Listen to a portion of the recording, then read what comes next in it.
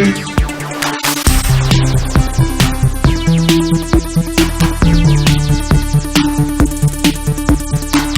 everyone, welcome to GameFace episode 105 right here on Sifted Games Matt. It has been an insane week. Yeah, more for you than me, because I was only here for like 3 hours. Yeah. Out of 24. Oh man, so I've mentioned this on the site a couple times, but so I got back to my place at like 9:30, 10 a.m. Yeah, I woke up in the morning to see the end of it, and you'd already tapped out. Yep. The last couple hours were pretty burly. I had... what was the last thing you played? We just played Destiny for the last, like, hour and a half or 2 hours or something like that. Like, I couldn't aim my thumb. I had drank so much caffeine and Red Bull at that point that literally my thumb was, like, jerking when I was trying to aim. It was just bad. And so, wrapped everything up, went home, ate some breakfast at home, laid down on the couch, and then passed out on the couch and slept there for, like, 5 hours. Got up, stayed up, and then I couldn't go back to sleep, and then I ended up going to play. Anyway, it was just insane. That whole, like, 48-hour period was nuts. On Monday, I wake up, and literally the muscles in my eyeballs hurt. My eyeballs hurt. I made a huge mistake during that stream of sitting way too close to a TV that was too big. So my eyes the whole time were, like, darting side to side, up and down, looking at the screen. I should have sat way farther away from the TV. Hindsight's always 20/20, I guess. But, wow, I want to thank you guys. You guys were absolutely amazing during that stream. I can't say it enough. Just the positive energy you guys were sending my way to keep me going. All the outreach you guys were doing on social media. Everything. It was just absolutely incredible. You guys were so awesome. We added tons of new followers here on Twitch. We ended up generating a lot of money from Amazon Prime subscriptions on Twitch, which is great. If you guys don't know how that works... Yeah, how does that work? So if you're a member of Amazon Prime, the first thing you need to do is link your Prime and your Twitch accounts. Once you do that, you can subscribe to any channel you want to, one channel per month. And when you subscribe, you're basically giving $5 free away. And the rub is that we get half of that, and then Twitch gets the other half of it, which is weird because they're kind of the same company. But anyway, so you have the ability to give us $2.50 a month completely free just because you're an Amazon Prime subscriber. And a lot of people figured that out. And our number of subscribers for Prime went like through the roof. So that was awesome. Patreon, so close. We'll get there. We're over 5,700 now. Only a couple more $100 to go. I think we're going to get there okay. I'm really excited about that. It's pretty incredible to spend 24 hours playing video games and to generate $1,000+ per month for the site. So kudos, guys. You guys were absolutely incredible. I mean, it's a pretty good total for 1 month, considering, like, you know, it wasn't on the front page. It wasn't a big news story like Easy Allies and all that stuff. You know, it's a very respectable total. Yep. So here we are for another month. Thanks mostly to you guys. You guys really kind of pulled us over the finish line here. Also should toss out a big thank you to Wally, Sifted user Wally. He saw that the total hadn't hit our goal, and he reached out to me on the site and said, "Hey, I'm just going to donate the money as a one-time donation to get you over the total for this month." So if you see Wally on the website, be sure to thank him. His username is WOLLE. He really, really stepped up and pulled through for us. So thanks again. I can't say it enough. You guys are absolutely freaking awesome. Much love to all you guys. We wouldn't be here right now doing this show if it weren't for you guys. So thank you so much. And with that... And Sam isn't. Yeah, and Sam isn't. He bailed. He took off. Not enough money for Sam. He got while the getting was good, apparently. Sam only works for a certain threshold. That's not true, by the way. No. He is at a wedding and all that, so he's legitimately out. Yeah, he's got an active social life, which is not something we have to worry about. Yeah, I have no social life, so I don't even know what that is anymore. So anyway, thanks once again. Let's get on with the show. Matt, so the first game we're going to talk about is a game that I tried to download this morning.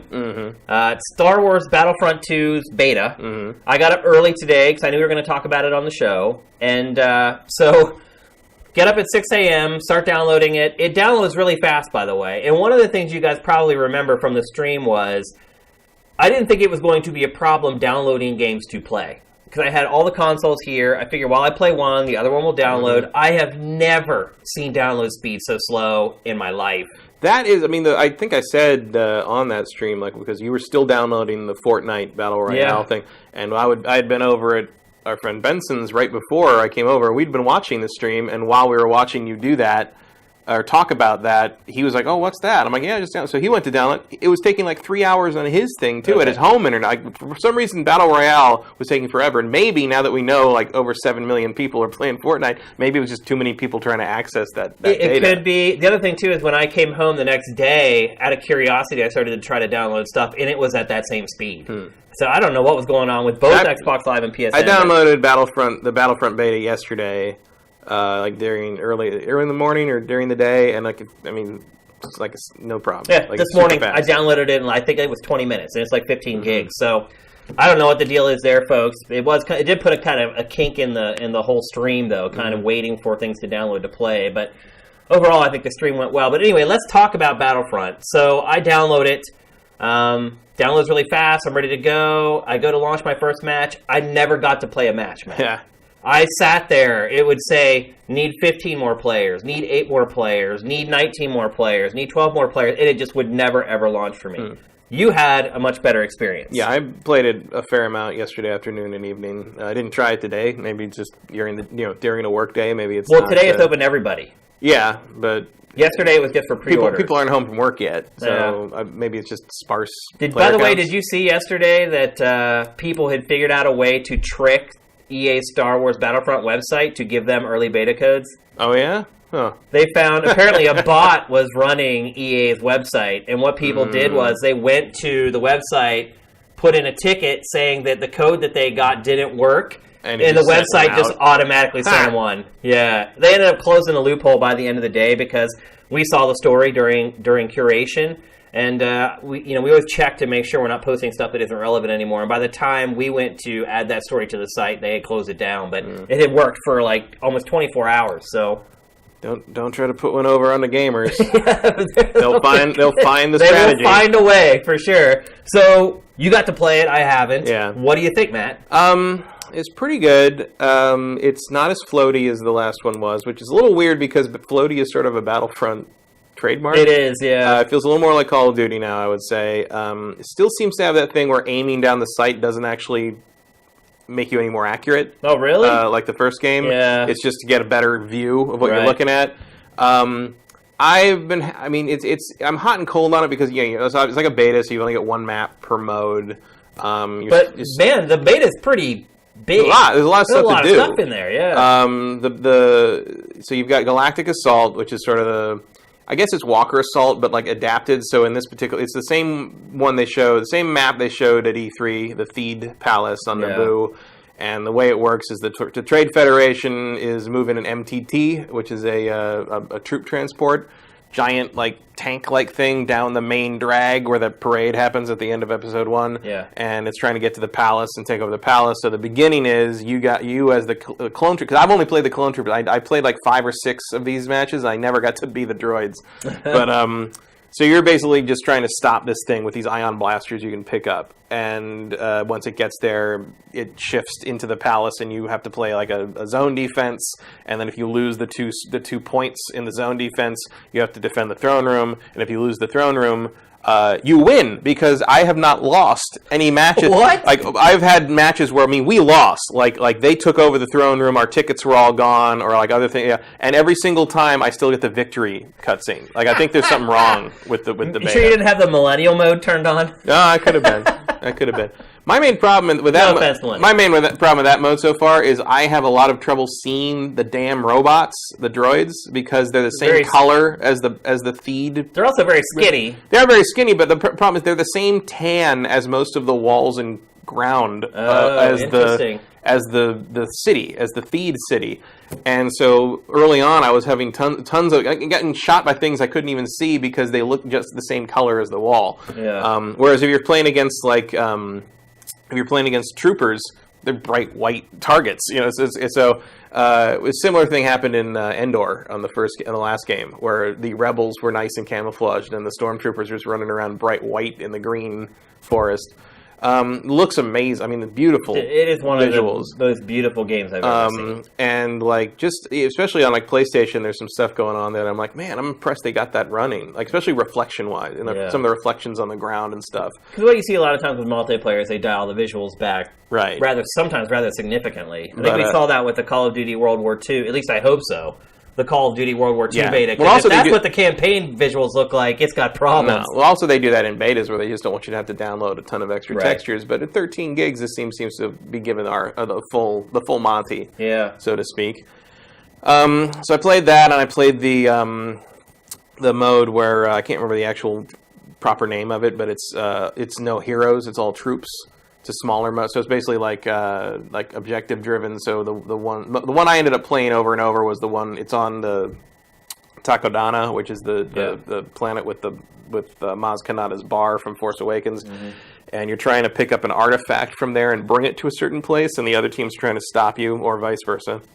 And that was fun. It's like, so there's no heroes in that mode. You just can pick elite soldiers. So like I ended up being the First Order every time. I've never played as the Resistance or the Trade Federation. I did play as both Empire and Rebels in the Starfighter mode. Okay. But as far as I know, there's no way to pick one side or the other. They just keep throwing me on the same side. Yeah. Which is fine. I like Stormtroopers. It's cool. But like, so we've been trying to run. So you can be if you gain enough battle points, you can be either you can pick the flame trooper or the jetpack guy, which is cool. Which one did you pick? I tried the flame trooper and I was not particularly effective with him, so I went back to my heavy and assault guys. I'm terrible. There's 4 main classes. There's assault, which is kind of general soldier. Heavy, which has a bigger gun and has an ability to pull out a chain gun, which is pretty cool. Yeah. You've got officer, which is about quick pistol stuff, but got a lot of buffs for like your teammates. And then specialist, which is like the sniper, like engineer type guy, and I am terrible at that class.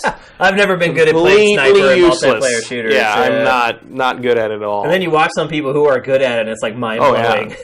Some of the snipers in COD are just like, are you freaking kidding me? Some of the guys in this are really good because you can see when someone's doing the sniper scope thing, it's like a lens flare in the distance. You can see to kind of warn you that. Yeah. And a lot of times I'll say, "Oh, lens flare, there's a sniper." So like it's like before I can even finish thinking, like I've registered that I see that, it's over. Right.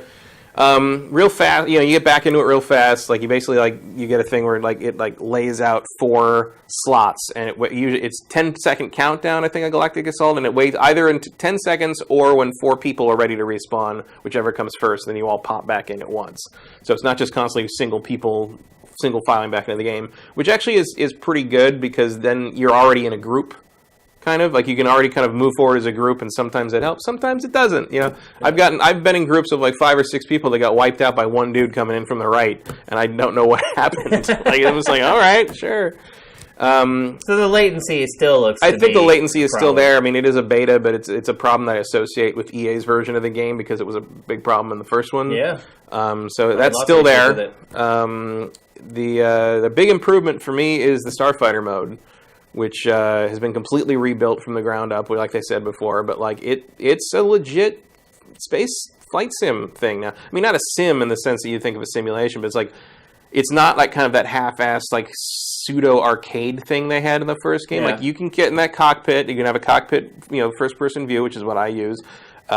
Make sure you swap the sticks, I think, because in the standard they do it the way like a first-person shooter would be. So like roll and speed are the left stick, and steer is the right stick, which is how you steer a guy in first-person shooter. But I want that the other way around over the ship, and I don't know why. Like sim controls, right? But it's like, but when you think about it, it's like it's the same thing, isn't it? Like you're just controlling your view with this stick, and you're controlling and that's why movement with this stick, and that's why they do it that way. But I had to swap it. I had to go Legacy Southpaw is the name of the mode you switch to, or at least that's not a surprise to me. You've played a lot of I play a lot of space. It's not X-Wing versus TIE Fighter, but it's definitely like steps towards that, and that's a good thing to me.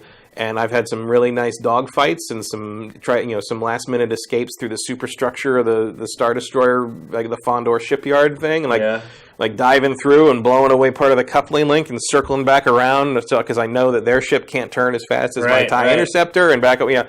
It's good. Like, it's really... matter of fact, my only issue with it is I think it's going to be a little too much for people who have never played that kind of game before, which on one hand I'm like okay with because I love it, but on the other hand... Sometimes that's good because it weeds out the people sort that of, probably shouldn't be playing. But it also means that like that mode will be abandoned faster by the player base. I mean, early on, of course, there'll be more than enough people to do it. But I didn't have any trouble getting into games, but it took like twice as long to get into a Starfighter game as it did like a Galactic Assault. A couple months in, though, it'll be you and all the people who are really good. Right. Which is okay, right? Yeah. Not bad. You want a little fodder in there, maybe. And the ships are much more robust now. I would say, like they can take more hits. You don't die instantly all the time anymore. Even the interceptors are the weakest, in terms of shielding. But I stayed alive most, 2 or 3 deaths in the whole match, and I didn't get a ton of kills because I was still getting used to everything. And the HUD still needs a little work in the sense that like you shoot at a guy. The lock-on kind of happens, so the arrow that points off-screen to him if he gets out of your view is like tinged in white instead of just plain red like everybody else. But that can be hard to follow because you're still looking at 14 arrows everywhere. Right. But it's definitely an improvement, and again, it looks amazing, and like it's the best X-wing fighting TIE fighters like gameplay mode of anything ever. It's great. Yeah. Do you think maybe the part of the problem is that you're talking about the controls and how they've been kind of arcadey all along. Do you think that's just because all the way back in the N64 era, it kind of got off on that foot with the Battle of Hoth and Shadows of the Empire? No, I think it tends to be like you set that precedent, and then other developers then end up just kind of building on it. No, I don't think it's just that. I think it's those games, the Rogue Squadron games, grew out of a desire to have a console equivalent of the X-Wing games, I think. For sure. Because, back then, A, there was no way to put that many controls on a controller. And B, there was just that sort of perception that everybody, including the publishers, had that console gamers didn't want to play something as detailed and sim-like as that. They just wanted to fly around and shoot stuff. And so that's what Rogue Squadron is. Although, Rogue Squadron is really frickin' hard if you want to get the gold medals. If you really want to complete those games, Factor 5 does not mess around. They want you to play perfect. But and they nailed it, too. Like, in those games, like, literally, like, it was the perfect difficulty. Right. It was like, you could get close enough to know that it was possible. Right. But you really had to perfect. Yeah, you just needed 5% more accuracy, and you would have gotten that gold medal. But now you got to do it again. It took 15 minutes. Fight me. And if I had a lot more patience back then. If you do it all, you get a Naboo starfighter you'll never use. Right. So great. And but like those games were also good in the sense that there's a timelessness to them, and like a matter of fact, I bought a converter box so I could get the rocket robot on wheels footage from my N64 for the bits and bytes capture, because it turns out no modern general Elgato style capture solution works plays too well with composite and S-video. Like they get funky because you need to use S-video off of the N64 or it just blobs. So I got a converter box that can convert the S-video signal to HDMI, and that worked out pretty well. But as long as I had it hooked up, I decided to put some stuff in. I put the original Rogue Squadron, and that game's still good. Yeah, it's still fun. That game's still fun. Yeah. It's still fun to play. But that's why I always say gameplay is what's most important. Yeah. Because that's what makes a game timeless. Is it well balanced? Does it handle well? Those are the things that kind of always stand the test of time versus a game's visuals. Story, too, can tend to hold up over time. No, I mean, I would say this game is... it's more Rogue Squadron than X-Wing. Okay. The difference being that there's... And from my perspective, I'm cool with that. Right. I prefer to kind of be on that side a little bit. There's much more Z-axis to this than Rogue Squadron ever had. Yeah. So there's up and down more. Yeah. Although there is kind of an auto level thing. So everyone's kind of... But like there's a vertical space happening that Rogue Squadron never really had. Yeah. Well, there were those free roam options that... It wasn't built kind of baked into the overall experience. It's like now you can fly anywhere. Right, and so of course the real advantage now and how they've redone it is there's an objective to everything. So the version that's up, the map that's up for the beta is Empire's on defense, Rebels are on offense. It's at the Fondor shipyards where they manufacture and repair the Star Destroyers and the big cap ships. So the idea is you go in and you're supposed to take out I think shield stuff and some of the defense ships, and then you have to take out the idea is you want to blow up this massive Star Destroyer that's docked for repairs. The idea being that it would destroy the whole dock, and so you have to go down and you have to go into it and take out. You have to go into the superstructure of the docks and the ship and take out the shield generator orbs. And once that's down, you can then blow the couplings off of the Star Destroyer. And then once that happens, the underside is vulnerable, and you can shoot at its shield generator down there, the engine, and basically you have a limited amount of time it's vulnerable for the couplings re-engage. So the kind of the end game of the meat of that mode, once you've got everything done, is like constantly making runs on those couplings and then taking advantage of the time blowing away the button. Once you blow that thing up, the whole thing goes. Gotcha. So instead of, as opposed to the last game's Fighter Squadron mode, which was just like everybody shoot each other, there was nothing to that. This one is a much more directed experience, and as a matter of fact, all the modes feel like that. There feels like there's more to all the stuff they've shown you in this. Even the single player arcade stuff. Yeah, so I don't ask you about. Has Did you an play objective. The split screen arcade? I didn't play split screen, but I did play the solo stuff, which is like the first one is like you don't pick, like it's not just a standard match like in the last game. It's like the first one I think is your Darth Maul. You can pick either Darth Maul or a super battle droid, and you have to kill a certain number of clone troopers. Okay. And you have a time limit for that, and that's all. That's what it is. And then once you finish that, 1 star, there's a 2-star difficulty and a 3-star difficulty. Only 1-star difficulties available in the beta, but there'll be 3 levels of each one to try in the final. And then the other one is what was the other one? I think it was basically just kill 70 clone troopers as a droid. Oh, okay. And so that was pretty easy. Like it's like it's just like here's a heavy droid, here's a Gatling gun, mow down stormtroopers, you're good. But it's kind of there's an angle to it, and I think they say it in the trailer, like a little trailer that plays introducing you to the game, narrated by John Boyega, which is that's cool. He's everywhere today. Yeah. Between that and the Pacific Rim 2 trailer, woo. So he kind of is saying, it's like, hone your skills in arcade, but it does feel like it's kind of giving you a chance to try these things out and learn how things work without the pressure of a multiplayer situation on you. And the only downside I would say on the co-op thing is there's no online for it. That's insane. It's only split screen, same local console. Split screen only. Wow, that's crazy. So Matt, now that you've had a chance to dive in, and I'm sure I'm going to play this pretty much all weekend with my spare time, so we'll probably talk about this again next week. Sorry, guys. But now that you've had a chance to kind of dive in, more excited, less excited, what you expected?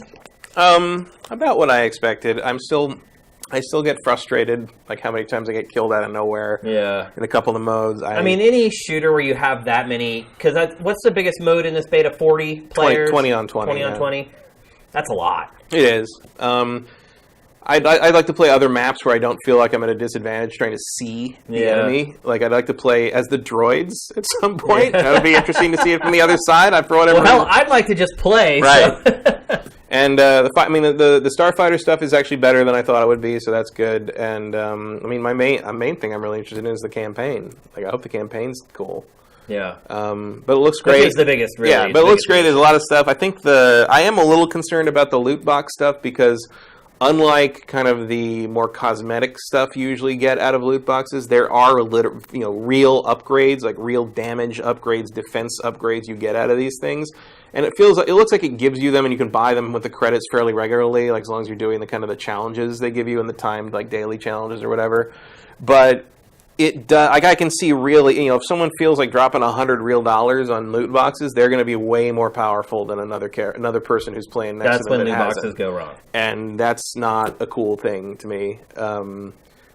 And certainly I would never do that because that's just not a useful waste of my money. But every once in a while you get killed by a guy who has a bunch of really good cards lined up on their thing when they kill you, and it shows you what they had, right. And you're like, that's not fair. Yeah, did you? I mean, you can't buy it for real money in the beta, obviously. Yeah. But I look at that and I can see like, oh, there's going to come a time where you're just getting murdered by guys with just 5-star golds across the board, and you're like, how did you get? Did you just like throw money until you got those? Because I can't do that. I mean, that was happening to me when we were playing Destiny 2 during the Patreon drive. Some guys just have rocket launchers. Oh, yeah. Like, I've never had a rocket launcher in multiplayer in that game. And he would, like, we were playing, like, Control, where you have to control points or whatever. Our whole team would be standing in a flag trying to capture the point. Some dude would just poke his head around the corner and fire one rocket and just blow all of us up. And I'm like, how is that fair? I'm using this little pea shooter, like... That's what rockets are for. Yeah, we're going to get into some loot box stuff a little later on with another game we're going to talk about, too. But, man, it really seems like, in general... that whole concept is starting to spiral out of control a little bit. Battlefront's implementation of it feels worse than, like, Shadow of Wars to me. Because for one thing, Shadow of War is single player, and for another, the developers swear up and down on Shadow of War that you can finish the game without needing to do that. Most of the reviews that have come out for the game so far have kind of agreed. With the exception of Polygon, who I don't always, I think enjoys the controversy. Yeah. It feels like the price of not doing loot boxes for real money in that game seems to be you play the game more, which shouldn't be a bad thing, unless you're just like really boring grinding. But I like the concept of what that end game is, so we'll see. I mean, who knows? The only downside is I'm going to have to get through the whole game before I can talk about it on the show. No, yeah, it's going to be a long haul. We'll see you in 2 weeks. It looks like a big game. Yeah, without a doubt. But this, I feel like, is really giving you an advantage over other human players, which is that's a no. That's a negative there for sure. Cosmetic stuff, I don't care. Yeah, sure, you look cool. You've got devil horns or whatever. Like there's a lot. I'm fine with that. A lot of that going on in Destiny. Like you can get some cool looking loot, like armor out of the bright engrams, but they come out of the bright engrams with 10 armor. You have to infuse something to make them usable, and I think that's a fair thing. I agree. Yeah. It doesn't give you any advantage except that now your Titan has bunny ears. Yeah, and that's different. Cool. Yeah, which is fine. Yeah, so. I'm interested to see if people react badly to this, or if this is just something people gloss over because it looks so awesome they want to play it. I certainly intend to gloss over it because it looks so awesome I want to play it. So I can't blame anyone for that. But this is the kind of loot box implementation I think we should be questioning very, very hard. Yeah. So I'll be online playing all weekend. So most of you guys are friends with me on PSN. Let's jump in. Let's play. Let's blast some droid butt. So, see you online this weekend. Next, we're going to talk about a little indie game that I've been playing this week. I don't know if it'll stay a little indie game for very long, because I'm really enjoying it. It's called Battle Chasers Nightwar. It is something I never thought would get a game made out of it in the modern day. Yeah, I know. But it's a turn-based RPG, and this is the first turn-based RPG I have played more than an hour since Persona 5. You going to play Divinity? Maybe. Because the reviews have been so high, I might jump on it. Was that the 14th 10 ever given by GameSpot? Yeah. GameSpot. Yeah. It's, that game's getting huge reviews. So I've certainly thought about jumping on, but I'm also intimidated by it because I realize it's probably going to be really long. Yeah. And that is a big point I want to make about Battle Chasers, is that the game is $30, and I've played it now for probably 15 or 16 hours, and it is just getting started. It's a turn-based RPG. The basic setup of the story is there's this legendary warrior who disappeared, but left behind these crazy powerful gauntlets that he had. His daughter is eventually bestowed with the gauntlets, and she joins up with this, I guess, a group of... They're almost like pirates. They fly around in the sky on pirate ships, little Skies of Arcadia-ish. And this group of people essentially protect her and raise her and whatnot. And as the game starts, they're attacked. In order to save them, the elder of the group basically sends them through a wormhole, and they fly through the wormhole. He's trapped on the other side, and then the entire game is the people who went through the wormhole trying to find the rest of their party, and obviously things happen along the way, and there's all kinds of intrigue and plot twists and things like that. Has kind of a cel-shaded, cartoonish art style to it. Joe Madureira. So. Yeah, it's not a... Same guy who did... Because it's based on a comic book from, late 90s by the same guy who did the art for the Darksiders games. Oh, okay, that makes complete sense. It looks a lot like that. Yeah. But what is really hitting me about this game is how good it is and how polished it is for $30 and how big it is. When I look at a game like this, it really makes me start to wonder why we're paying so much money for turn-based RPGs. Yeah, between something like that and Hellblade... Yeah, you start to question. Yeah, it makes you wonder. You're like, wow, why are other studios charging, or other publishers charging so much money for these games when this little studio managed to make something that's in that same league and selling it for half the price? Battle system, it's pretty traditional. Obviously, for me personally, every time I play a turn-based RPG now, I'm kind of comparing it to Persona 5 because I spent like 200 hours playing It was a major game. event in your life. It was. It seriously was. Like, if I ever write a memoir about my life, probably that game will like make it into my memoir. The struggle that I had with that game. So inevitably, I'm comparing like every turn-based RPG I play to Persona 5. And it's not as good as Persona 5, don't get me wrong. I mean, Persona 5 has tons of cinemas. Most of the cinemas in this are handled with just talking heads. There are a few sort of animated art still cinemas in the game, and then like one full-on CG cinema that kind of kicks off the whole thing. So the storytelling isn't as polished or robust as you would get in an RPG you pay $60 for. Mm-hmm. But to me, it's not that big of a loss. The writing is really good. The story is really good. I feel like the characters are developed pretty well. And again, I'm only 15 hours into it, but I already feel like I care about pretty much everyone in the party. And a lot of that is because one of the big tasks in the early part of the game is to find your party. So you crash land on this planet, I guess is what it would be.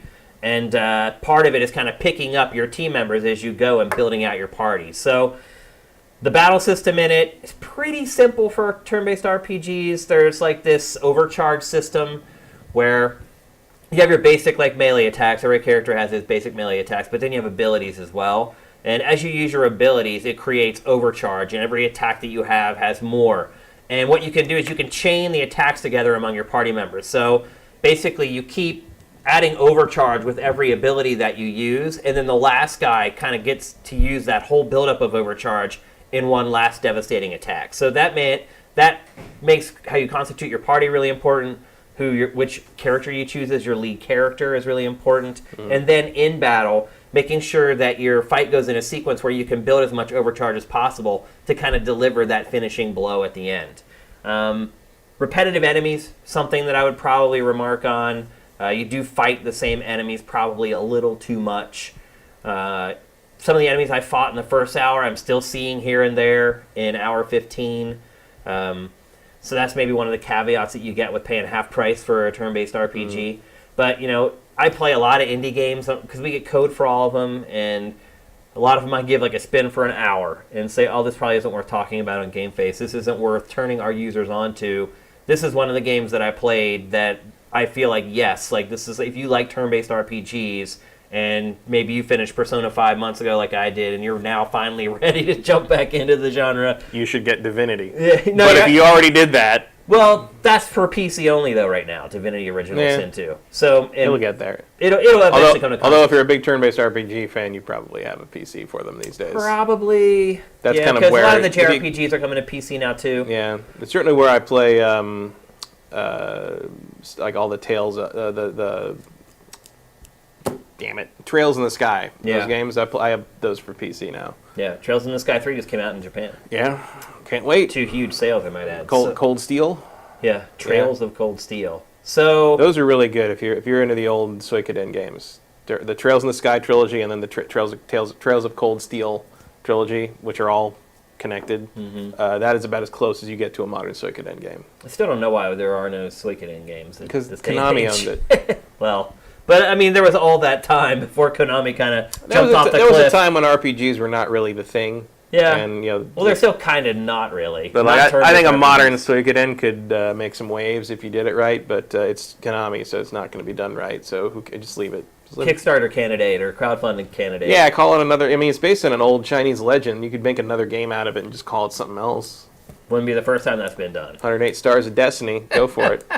But I would say one thing, too, about Battle Chasers is that the in-game visuals and the attacks are great. They're extremely varied. Within a few hours, each character has, like, 6 different abilities that they can use. And the characters are they're typical. Like, you have your heavy tank, the guy who can take a ton of damage and dole a ton out, but his magic attacks aren't great, his abilities aren't great. Then you have the lead character, who's basically a female version of Link, and she's kind of the middle-of-the-road person. And then you have, like, the ranger, so to speak, who has a big sword and can deal out a lot of damage, but is susceptible to taking damage. So the characters are pretty well balanced, but they're a little stereotypical, I guess is the best way to put it. It wasn't the most brilliant comic ever written. Yeah, I could see that. The characters in the world, though, I mean, they are pretty well written, and the writing is pretty witty. Well, it was an interesting... Battle Chasers was interesting because it was kind of a bridge between old Image and new Image. It wasn't Image, I don't think, that published it, but it was like...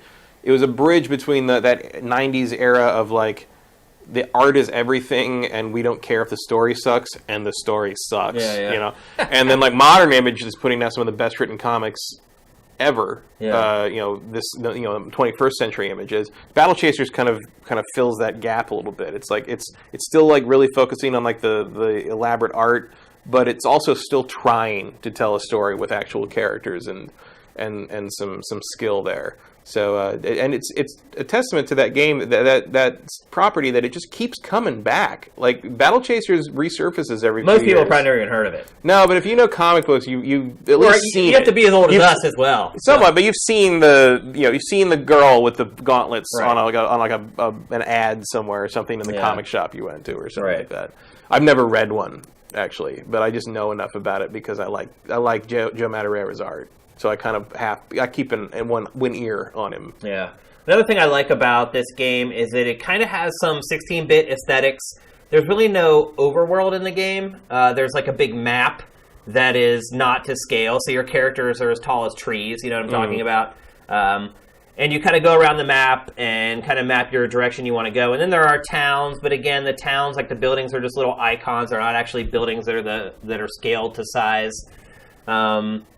There's little like mini games in the game. There's like a big fishing component to the game where you need to buy a rod and then get lures, and then you come across ponds throughout the game where you can fish and try to fish out the fish, and then you use that stuff to craft, and there's a big crafting element to the game.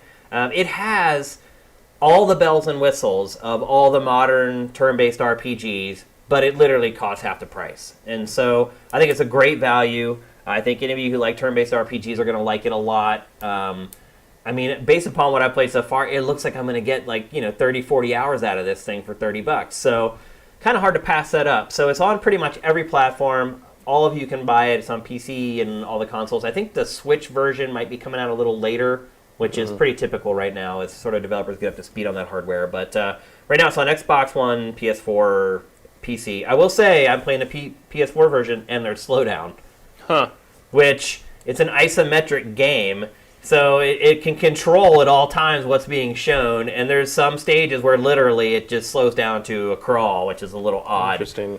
That could be something. Well, we'll talk about something related to that in another game later in the show as well. Yeah. So I'm really enjoying. I think it's part of our job to kind of turn you guys on to under the radar games that you may miss. This is one that I think you guys will all enjoy, provided you're a fan of turn-based RPGs. And I think it also comes at a good spot because people who have finally kind of come down off that Persona 5 high. And so I think it's found a good spot for its release in there where people are kind of open to maybe playing one of these games again. So Battle Chasers Nightwar, I recommend it. Let's move along. We're going to talk next about something that I did not think was going to happen, Matt. This week it was announced that Andrew House has left the house. He has left the house. He went out the door. He's actually not out the door. He actually moved into like the guest house, I guess is the best way to put it. He hasn't completely left Sony. He is stepping down as the head of PlayStation, worldwide head of PlayStation.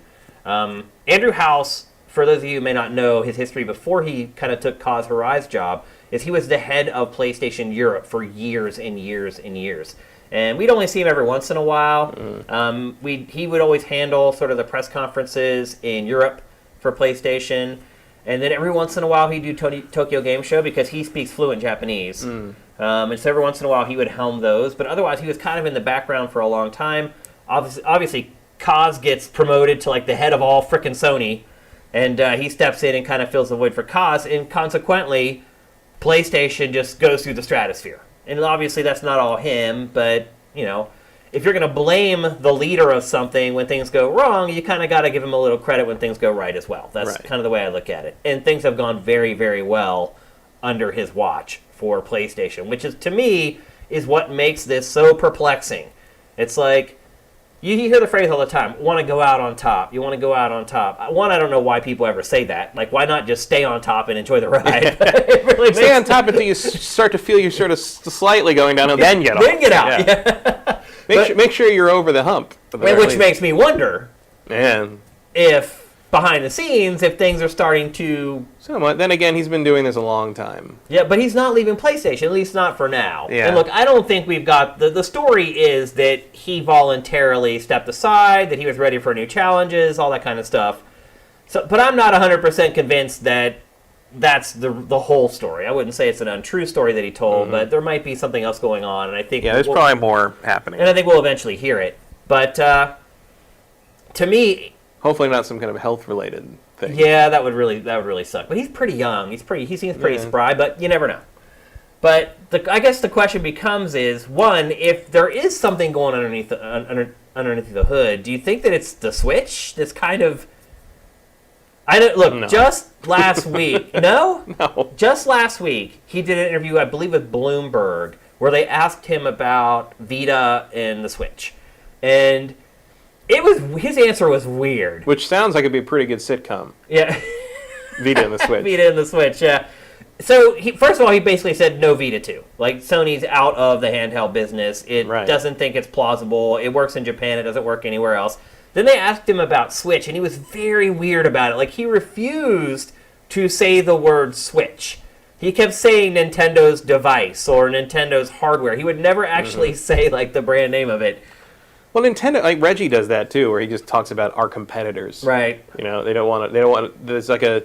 I guess Phil Spencer's the only one who's just like... Phil Spencer doesn't care. Yeah, he's just like, yeah, whatever. Like, but there's kind of that. There's a little bit of an executive thing where you don't say the competitor's brand name. Yeah. I mean, that's not just games either. It's just like our competitors or competing brands, and even in interviews, you're just like, can you just say Kleenex?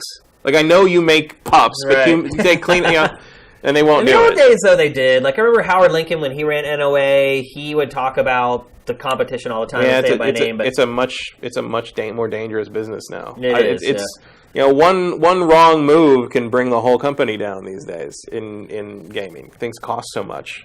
But you don't think Switch has anything to do with it? I mean, I don't know if you saw... Of him stepping down? With just... I don't know. If it is because Sony feels like maybe it's crested with the PlayStation 4 that the Switch has anything to do with it, I guess, is a better way. No? I wouldn't think so. I mean, the Switch has literally taken over Japan. This 1 week in Japan, the Switch sold 80,000 units, and the PlayStation 4 sold like 18,000. Well, I mean, it is taken over. But my counter to that would give away one of our later subjects. Okay. So I mean, at this point, you've sold tens of millions of PS4s, and you know they've got whatever their next step is coming, probably the PS5 in a couple of years.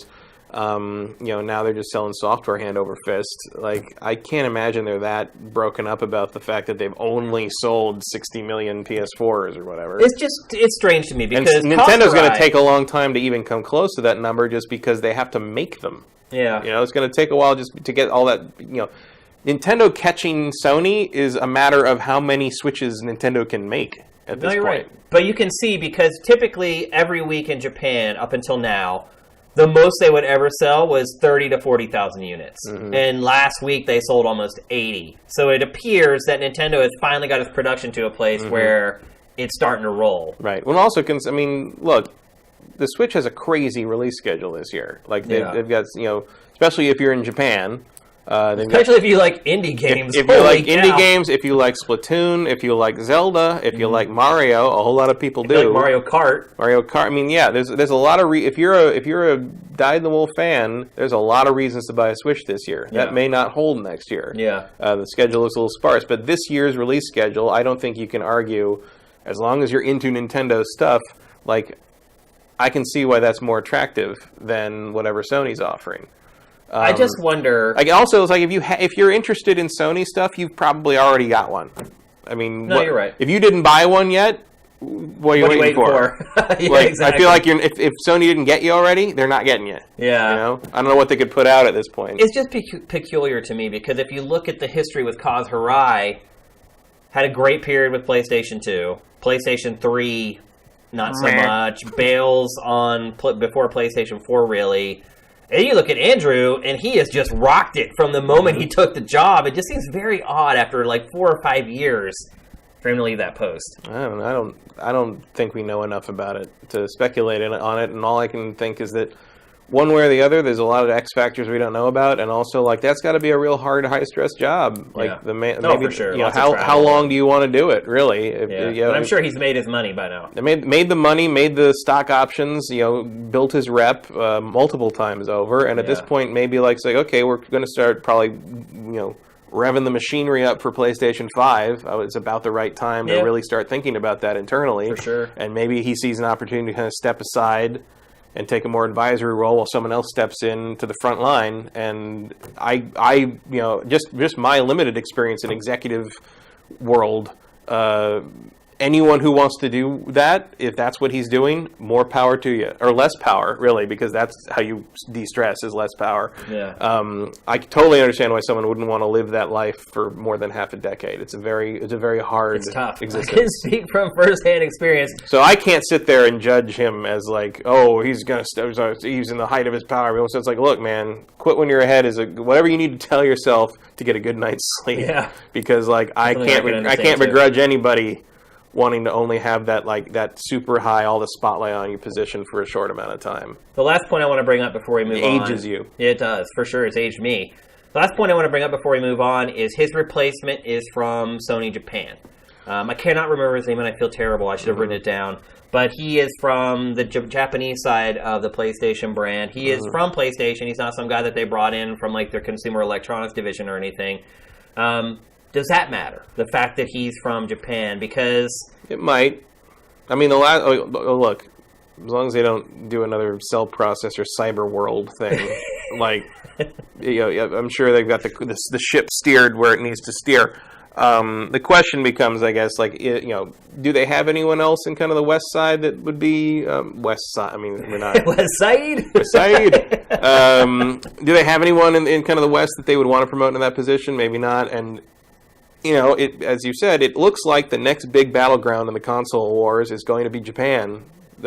Fighting for Japan's soul between the Switch and whatever Sony can come up with next. Yeah. So I can understand why they would want a Japanese exec in that driver's seat. And maybe that's part of it too. Maybe they're like, the PlayStation 5, the heart of the war is going to be in Tokyo. The heart of the war is going to be trying to get, people to buy our system over whatever the next iteration of the Switch will be. Yeah. And maybe they're planning ahead for that. That could be part of it too. I just wonder though, because the fact that they had someone from the West in charge and it's gone through this monumental growth and it's kind of hitting on all cylinders. It's made pretty much all the right calls. You could argue that, from Sony's perspective, you could argue that Japan's where they need the help, and they need someone who knows that market.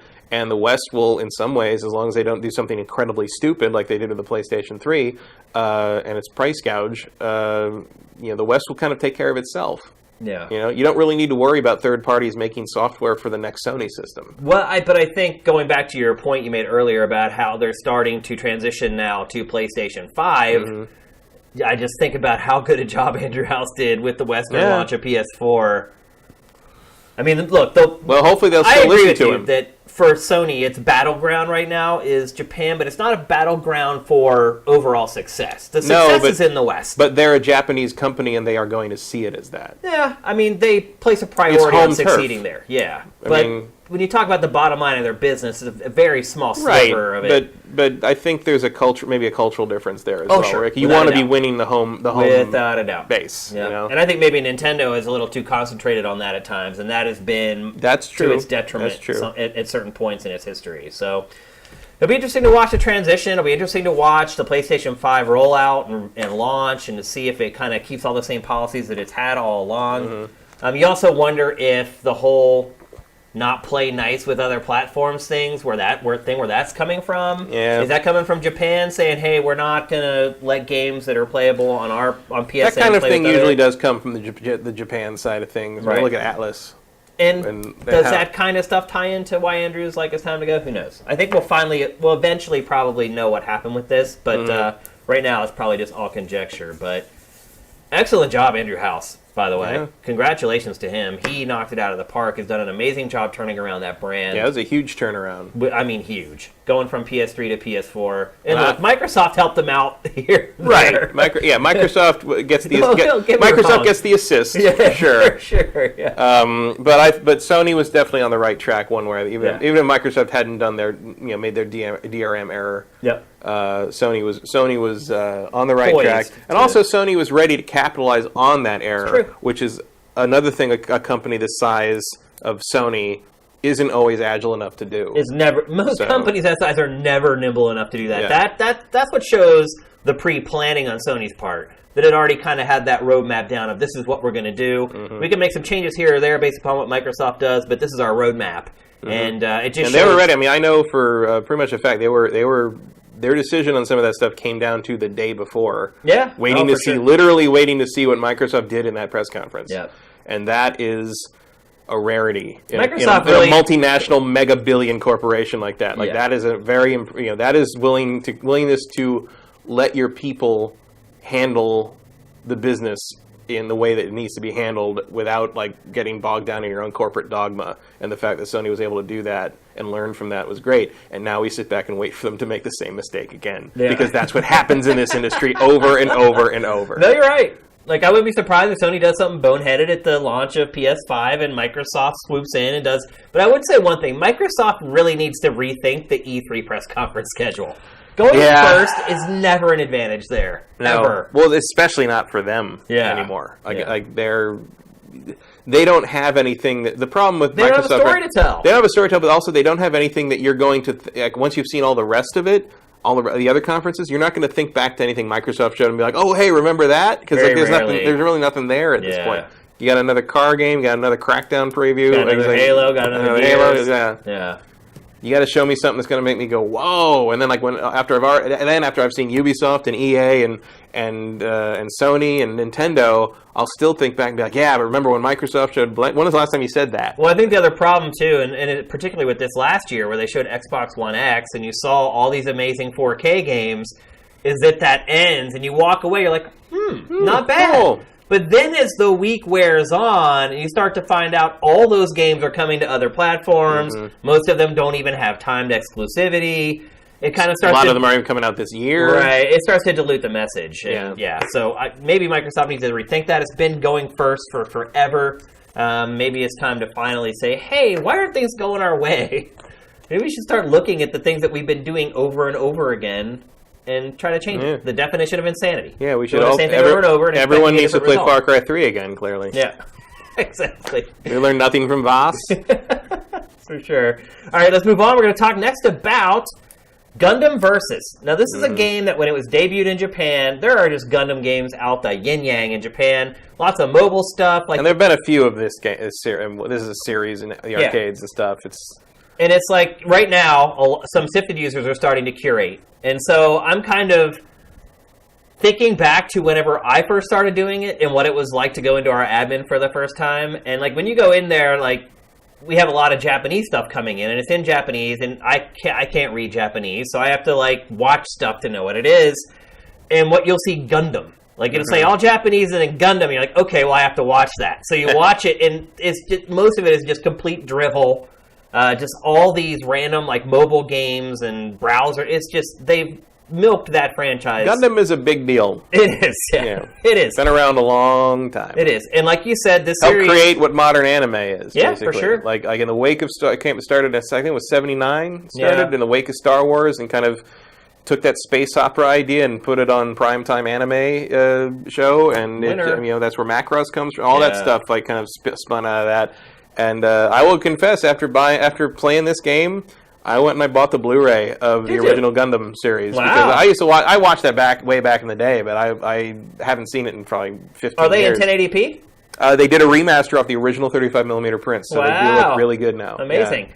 So this is Gundam Versus. Like you said, there have been entries in this series before, which have not done especially well with critics or at retail in the West. No. Do pretty well in Japan. Here and there. I had to review that PlayStation 3 launch one. Yeah. Well, that game was bad. That was awful. Yeah, that was so bad. That was one of the worst things I've ever reviewed. It was shovelware. It was terrible. But they probably sold enough that it was worth it for them because it was actually one of those games that was kind of propped up at the launch a little of PS3. bit, yeah. Even though, like, when you stepped in water, it wiggled like a curtain. Yeah. Like, there was no water effect. You just stepped in the water and it all waved like a drape. Yeah. Terrible. So for starters, this game is way better than that. Oh, yeah. Like, way better. The one, it reminds me, it's similar to the games I always used to like. It was on PlayStation. It was always Gundam versus Federation versus Xeon. Yeah. I remember those games. Those are really good. My favorite one I had to get rid of, though, because the cat threw up on it. I should probably try to find that again at some point. You have the same cat as Marcus, apparently. Marcus's cat barfed into his Xbox One. But so I got this because it's up my alley, and is it a 2-on-2 fighter? Is that right? Or 3-on-3 or 1-on-1, so you can pick. But are you controlling all three yourself? No, you're not. It's 3 players versus 3 players online. Yeah. That's pretty awesome. Yeah, or 2 versus 2, or 1 versus, you can even permutations. Yeah. But yeah, it's teams of players. And the way it works is, so there's like 90-something mobile suits it's you can insane pick from. How many mobile suits and then more you can pick as your striker, which is like an assist character. Okay. So you can, it's like in Marvel versus Capcom, you can hit the L1, as the R1 button. And tag someone in. You just jump in and do a thing. Basically, either throw grenades or they shoot a thing. It's a little bonus mode. You have like 3 of those at a time, basically. Okay.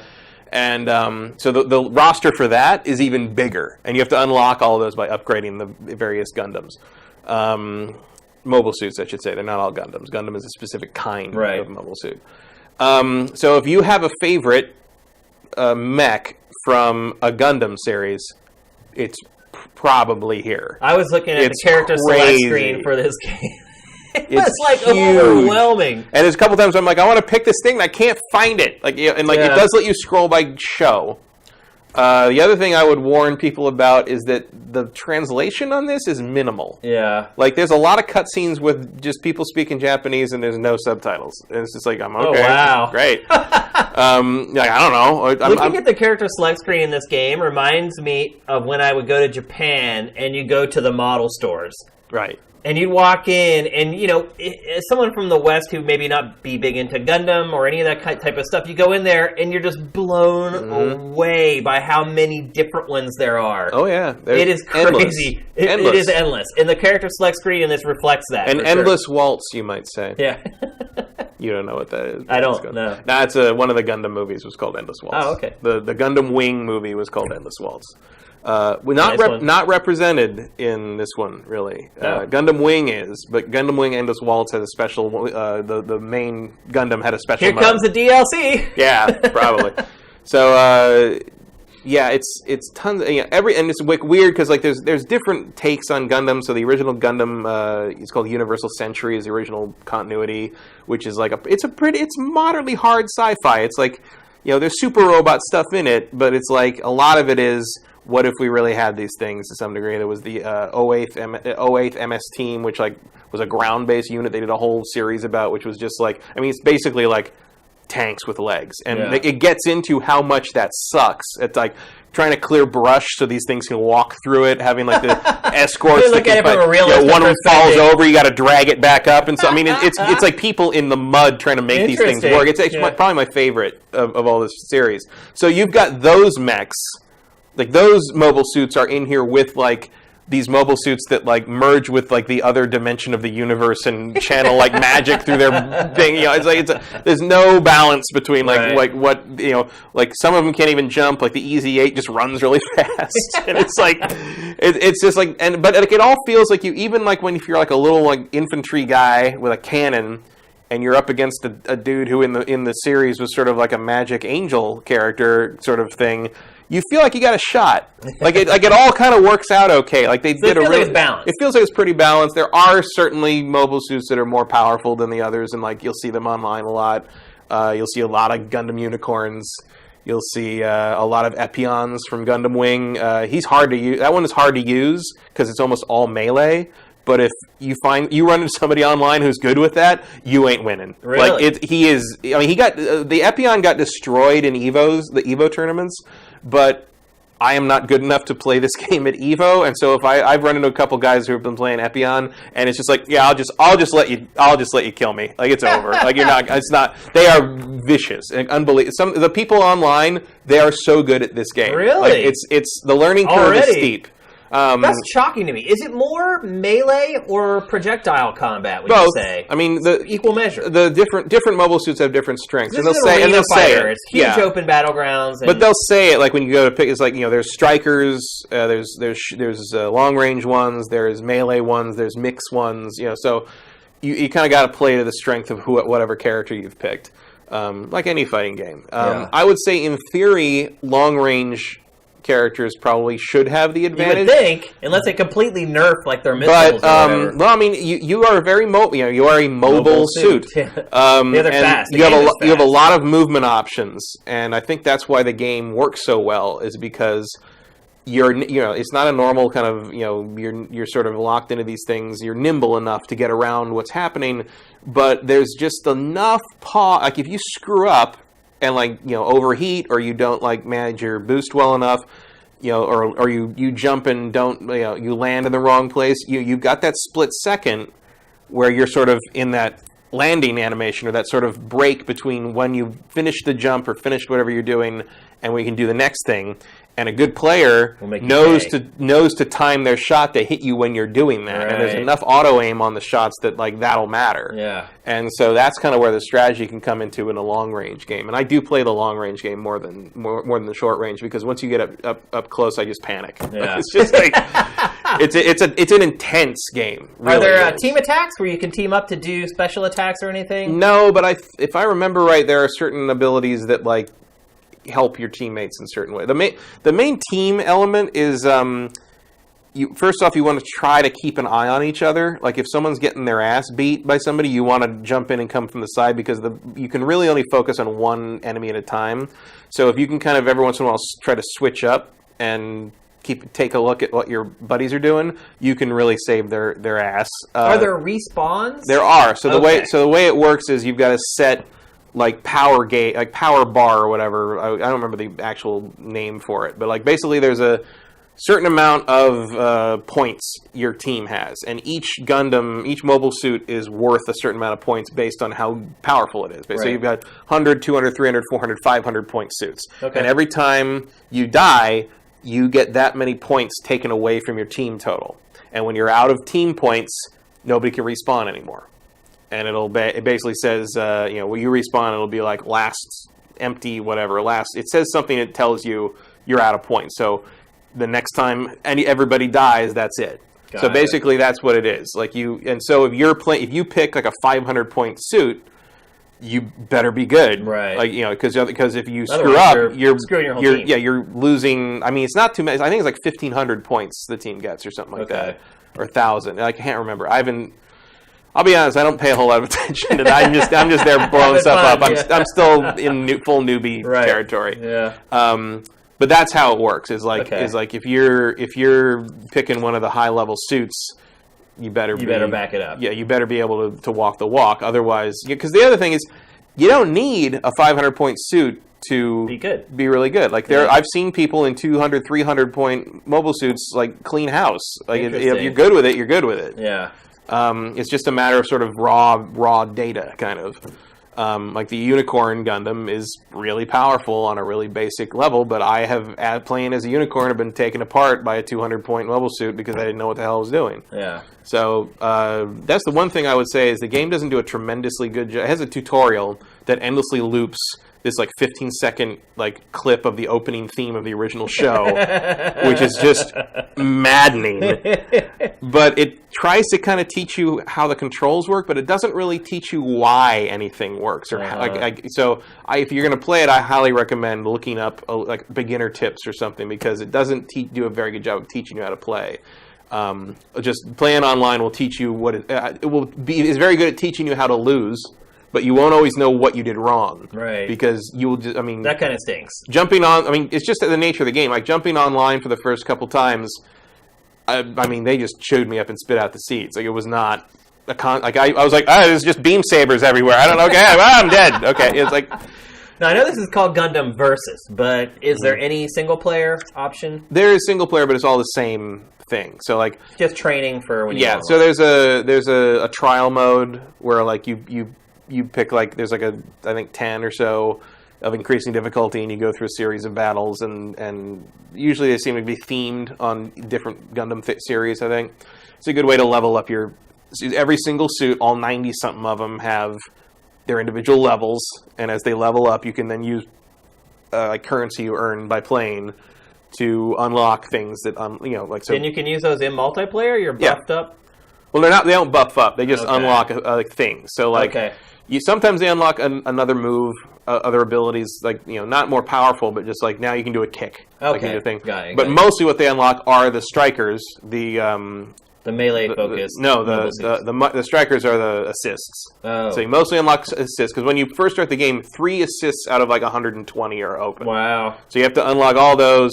You can unlock emblems and titles and all that kind of thing. It's mostly vanity plate stuff. Yeah. And then like if you get certain ones to a certain level, you have a little like navigation assistant that like narrates things. The thing you start with is this really annoying ball robot that jumps up and down and goes. So like it's one of the first things you want to do is look into the battle navigator thing and like figure out who you want to be your battle navigator, level that guy up, and get somebody else other than that stupid ball. Like first thing out of the gate, right? And then there's something called the ultimate battle or something, which is a survival mode, and like basically like easy, normal, hard, ultimate, and like that one's pretty tough. I got through easy and normal, and I think hard is like 50 rounds, and I have not made it past like 40. But you level up, you get a lot of XP for that, so it's a good place to take a mobile suit you want to level up to get whatever badges or whatever out of it. How much is it? 60. It's a full price game, which I think is That's questionable. Yeah. It's not a lot of meat to it beyond kind of just the basic game there. I think 30 or 40 is better, especially since right out the gate they're charging $5 for DLC per suit. If you get into the online, though, the EPD, or the entertainment per dollar, could ultimately work out, though. Yeah, I mean, it's if you like Gundam, this is the only game in town, basically. Right. It's got there isn't another just about Gundam any other. PS4, is there? Not in the West, I don't think. Yeah. If you like Gundam, I guarantee your favorite suit's going to be in here, and they're all represented pretty well. My only real gripe in that sense, actually, is that like there's not a lot of everyone. It's balanced well enough most of the time that it feels like none of the suits are particularly special, and like a suit that in the show would be like one of the biggest dangers on the battlefield is just sort of there along with like other cannon fodder suits, and it's just like it feels a little weird that like the personality gets drained out of it a little bit. There's also especially in the survival mode and the trial mode, you will fight. There's bosses. So like the bigger suits that show up in the show, like the big Zom and things like that, you'll have boss fights against them, and then sometimes you will play as them. Oh, interesting. So in the ultimate mode, particularly, you'll have intervals like between like every 5 or 6 survival waves, and you will play a boss fight. And sometimes you play as a group of mobile suits trying to kill the boss, and sometimes you play as the boss trying to kill all the mobile suits, which is fun. It's a nice change of pace, and you get like a little bonus, and there's no way to lose. Like if you win, you get 500 battle points to carry into the next match. If you lose, you get 200 battle points to carry. So there's no penalty if you lose. And because they're hard, it's hard to beat 12 mobile suits. Just if you're a big walkie thing with a giant laser on the front, there's not a whole lot you can do. So yeah, I mean it is what it is. Like you get if you look at like a video of it, that's what you're getting. This sounds like a wait for a price drop game to me. Probably. I mean, if Gundam games weren't so few and far between as they are, and if I wasn't enough of a fighting game kind of fan, I probably would have skipped it. But like the problem with this one too is that if you wait, by the time you buy it, there may be no one to play with. Because also, this game is all driven by online. Right. Well, the other thing about it is if you wait, they may stop selling it. Right. It's a license, and it's an obscure license that would have to be licensed for the West already. You never know. Our inclination tends to be to wait for a price drop on these things, but you never quite know if they're just going to stop printing it. Right. That happens. Might be a good collecting candidate, maybe. Maybe. I mean, it's got very good fan reputation, and it can still be played, I guess, locally if you want to. There's a split screen on it. So, would you recommend people buy it? Someone who's not a Gundam fan. Not if you're not a Gundam fan. No. Okay. I mean, maybe if you're a giant virtual own fan and you just need some kind of equivalent, because it is similar to that in a lot of ways. It feels like virtual own in some ways. Okay. And just like and there's so many characters to pick from that like you'll find something you like in there. Even you should be, if you're a Gundam fan, you should be prepared that the characters in the mobile suits you like may not be the ones you're best at. Yeah. You might end up being really good I at think something that you don't happens with like. every fighting game, Yeah, though. that's true. There's lots of characters I like that I actually play with and I'm terrible. Everyone picks this. Oh, I like the way this looks. Oh, I don't understand him. Oh, okay, I'll play the big dumb Dawson's guy. always been like that for me. Like, he's always been one of my favorite Street Fighter characters. I've never been able to play adequately with him at all. So that's just, I think that's a part and parcel for the genre, in all honesty. So there you go, Gundam Versus. I think at this point, Matt, we are going to have to create like a weekly segment, like the toxic full of the week or something like that. 'Cause it seems like every week on GameFace we have at least one story, one topic that originates from someone being a jerk on the interwebs. This week's entry comes courtesy of Riot and League of Legends. So there's this guy. His name's Tyler One, who has been a thorn in the side of Riot for literally years now. I think I've heard of this guy before. He's a streamer, and his thing is to just be a jerk. Basically, troll his team, yell, scream, get angry. He's been banned countless times. He taunts Riot when he gets banned and says, oh, I'm just going to create another character, and then he does, and then he gets away with it again, and it has been this back and forth thing with this guy and Riot for years now. And what does this guy do specifically that makes him worse than any other League of Legends player? That like I don't know. I mean, when he's you play, just dedication. It's not even here. The thing about League of Legends is there's no chat, so you can't talk to your teammates. Which, when you think about the game, is completely idiotic. Like, because it is such a team-focused game, you should have voice chat to talk to these people. But then, when you start to get to know the League of Legends community, you realize you probably would rather lose than talk with these people on your team. So there's a catch-22 to play here. But this guy's a streamer, so while he can't really taunt other players he's playing with, he can just grief them and just do things to make sure that they lose. And then there is text chat in League of Legends where people can go back and forth and whatnot. So he has just basically been a toxic player who makes a living off being toxic. That's his shtick, is being a jerk. People watch him, they love him, they give him whatever on Twitch. People watch his YouTube archives, etc., etc. Well, finally, someone at Riot broke. His name was Aaron Rutledge. He was a developer on League of Legends, and he finally just got to the point where he just couldn't take it anymore, and he went on a tirade on, I believe it was, League of Legends official Discord chat. And here, I have the transcript of exactly what he said in Discord. And this is from Aaron Rutledge, formerly of Riot. He has since resigned. Maybe would have been fired by Riot. Technically, he resigned. So here's what he wrote. I don't know if I know what this word is. He looks like a damn homunculus. Homunculus. Homunculus. Yeah. That's like a magically created like fake human creature thing. This guy like does have Puppet Master. This guy does have a very unique look, I would add. Have you seen Puppet Master? Those old horror movies. So like those would be considered homunculuses, like little human-like created monster things. This guy does have a very unique look, and that's all I'm going to say. He has a shaved head, and honestly, it's fine. It sounds fine. It's so bad. Honestly, it's fine. He'll die from a coke overdose or testicular cancer from all the steroids. Then we'll be Gucci. I don't even know what that means. And then the Discord users were like, yo, what are you doing, man? And then this is how he replied to the Discord chatters. You know how much bullshit he's caused me, personally? I've spent many, many hours of my workday dealing with his bullshit. If games had terrorists, ...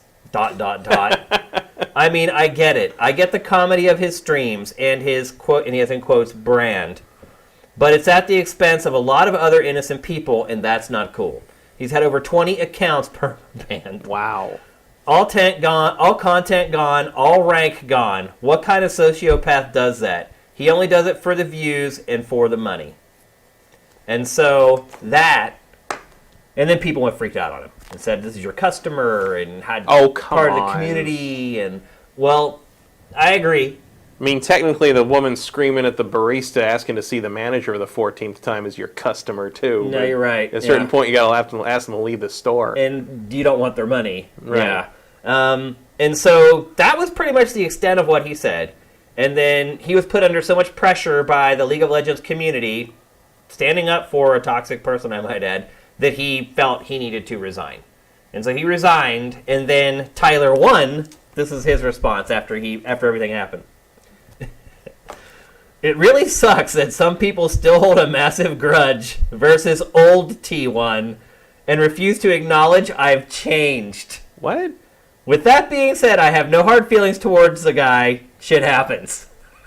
Yeah. He changed? Shit really did happen. Yeah. You were a jerk This and man got no longer has a somebody job. fired.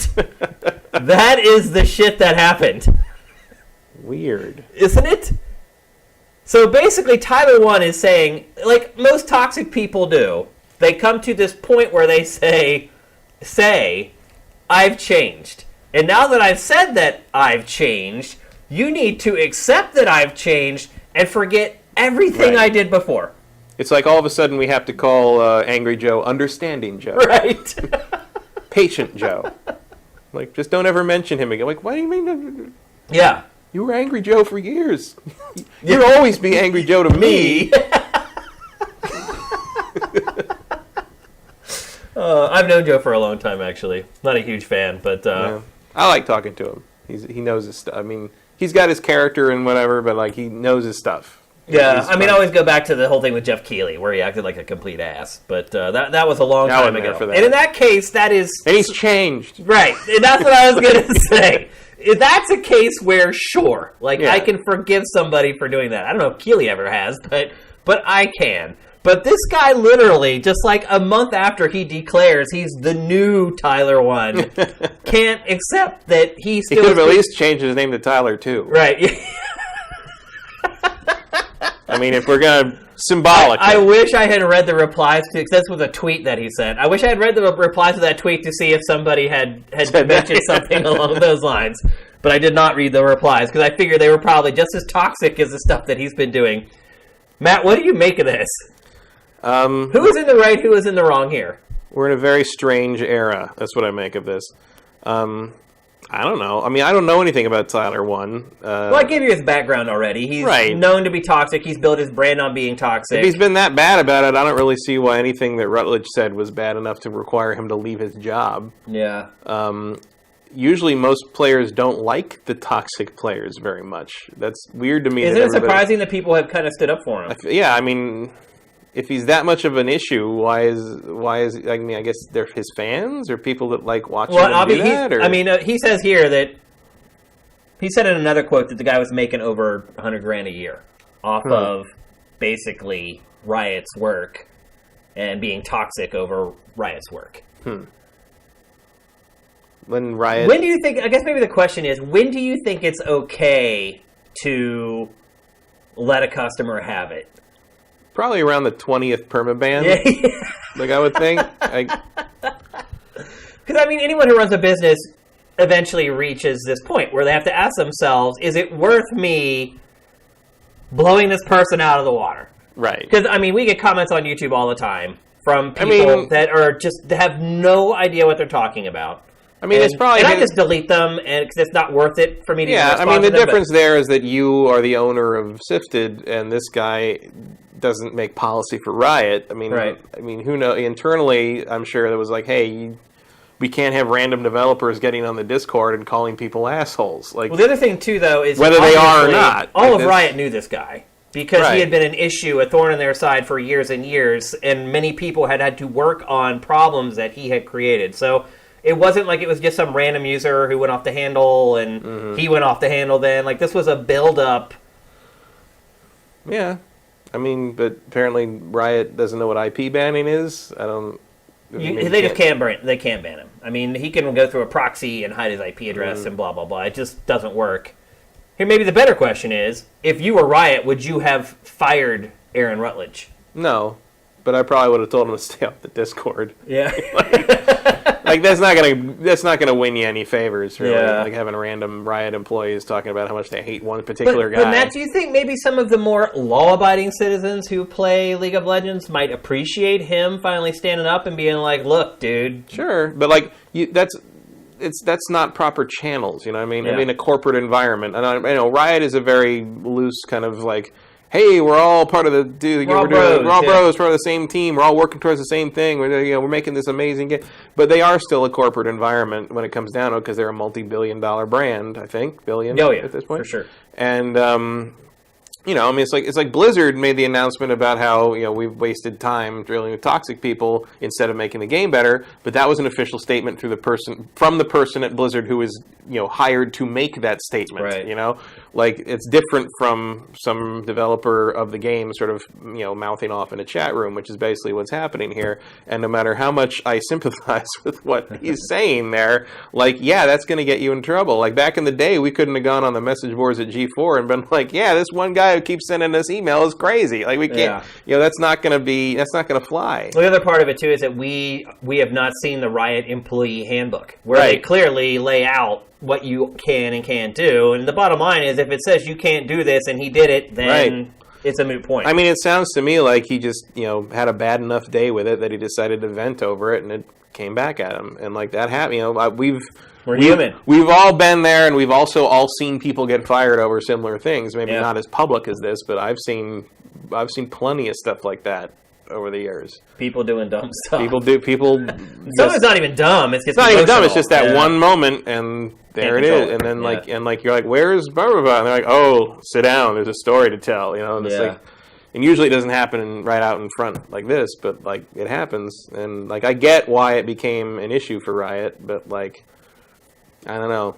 The only person who seems to have had no consequences here is the guy who got banned 20 times. No, that's what I'm saying. That's what his reply just rubs me so raw, dude. It really sucks that some people still hold a massive grudge versus old T1. He is trying to say, it's your fault, bro. Mm-hmm. It's your fault. You're holding a grudge.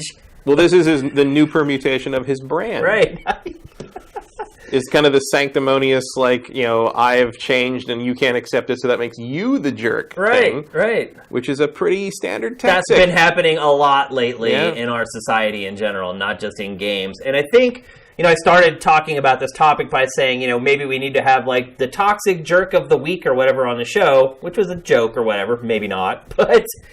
Where is this all going, though, Matt? What is the answer, the solution to this? Because this is something that's just happening every week now, where we're finding toxic people in our community are either hindering development of a game we all love, or are getting good people fired from their positions. And again, while I probably wouldn't have did what he did, I wasn't in his situation. I wasn't the one who maybe had to work tons of overtime trying to deal with crap that this guy stirred up. I can't really put myself in his shoes. I wouldn't do what he did. I wouldn't fire him for what he did based upon the evidence that we have. But you're right. At the end here, it appears Tyler has won. Where is this? How do we address this? How do we fix this? Keep banning him. Just ignore. I mean... But it's hard to... What else can you do? They're in a unique position, though, where... short of hiring hitmen, there's not a whole lot you can do about that. They're in a position different from, say, a business owner like me, where they're in a place, well, maybe I'm not all that different, where one customer is ruining the experience for the other customers. Mm-hmm. And we have had that problem on Sifted, where we've had members who have been toxic and come on, but we just ban them. Yeah, they're trying. But it's also an element of scale, where it's like... one person, trolling or doing, jerky stuff on Sifted can really impact a large percentage of Sifted users' experience. One person doing that on League of Legends is not going to be noticed by 98% of the, player base because it's so huge. Just all the people that he plays with. Yeah. Which is not that many people all told. So clearly Riot is trying to do something or they wouldn't keep banning the guy. Yeah. But, beyond that, there's not a whole lot you can do. You already can't voice chat in the game. Just text chat, right? Yeah. What else? I mean, you put a satellite over his house and see when he's logging on, and like. And there's an extensive reporting system in League of Legends where after each game you can rate every player that you play with. And look, a lot of people use that to be vindictive or to punish people who aren't good at the game. Like people are pretty scummy with how they use the system. And that's been a problem for Riot all along, is trying to filter out the people who are being vindictive using it and the people who are legitimately using it. What I usually did whenever I would report someone for doing the stuff that like this guy would do, like griefing or just intentionally losing or getting pissy because he didn't get the lane that he wanted or whatever, is I would actually take the time to write a sentence. Because you can just report, and there's a field where you can like type an explanation. I feel like people who really care about people ruining the experience will take the time to write something, and so I always try to do that whenever, but there's no real solution to this, is there? Not really. I mean, it's always going to be jerks. Yeah. And, I mean, it's been around forever. I mean, there used to be people that, you know, remember in Phantasy Star Online when, like, there was a way to delete somebody's character by, like, text stuff you'd send in a lobby? Like that, I mean, people would just do that. People go, like, you could lose hundreds and hundreds of hours off of that. That's I remember, crazy. too, back when there was, like, that Meseta trick where people could give other people, like, huge gobs of Meseta. I had a friend who tried to give it to me, and he had to drop it on the ground. And you'd have these people who would stand, like, 5 feet away, and they'd wait to see that Meseta drop, and they'd dart over, and they'd take it from you before you could pick it up. So, I mean, look, griefing and acting like a jerk online is nothing new. Unfortunately, it feels like because the online portions of these games are quickly becoming the entire game. It used to be kind of this little part of the game that you could choose to experience or not. Yeah. Well, the thing is, but now it's not that way. It's like these games are all connected now. So you just if you don't want to deal with people online, you just can't. You don't play the game at all. Yeah. Well, I mean, it's like a friend of a friend wrote an article that's been passed around a bit recently, and it was titled, I don't know how to explain to you why you should care about other people. Yeah, I read that article. And it kind of like I remember back in the old Tech TV days, we used to, you know, in the early era of online stuff, and we even had a character on X-Play early on called the Griefer that I played. Yeah, that's right. And like we did a bunch of stuff like that, and I kind of went over like the annoying things people did in games, like which was, in retrospect, was probably just giving people ideas. That's always a slippery slope. We kind of blew that one, I guess. But we used to think, I remember like Adam and we used to talk about how like, oh, well, in the future, eventually when everything kind of converges and like your real name and like your identity is sort of wrapped up in who you are online, and it's not just a bunch of people under pseudonyms, it will get better because people won't want to be. Apparently not. Well, we've had that debate on GameFace before about using real names. Right.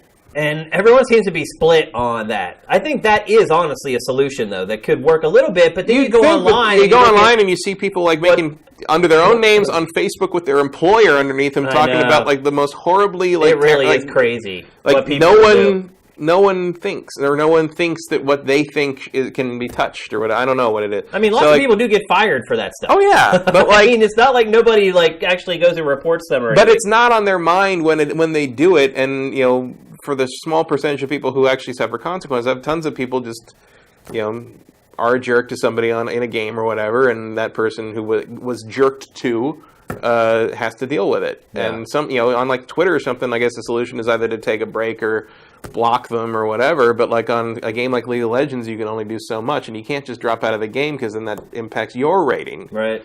And I don't know. That is another problem with League of Legends. Yeah.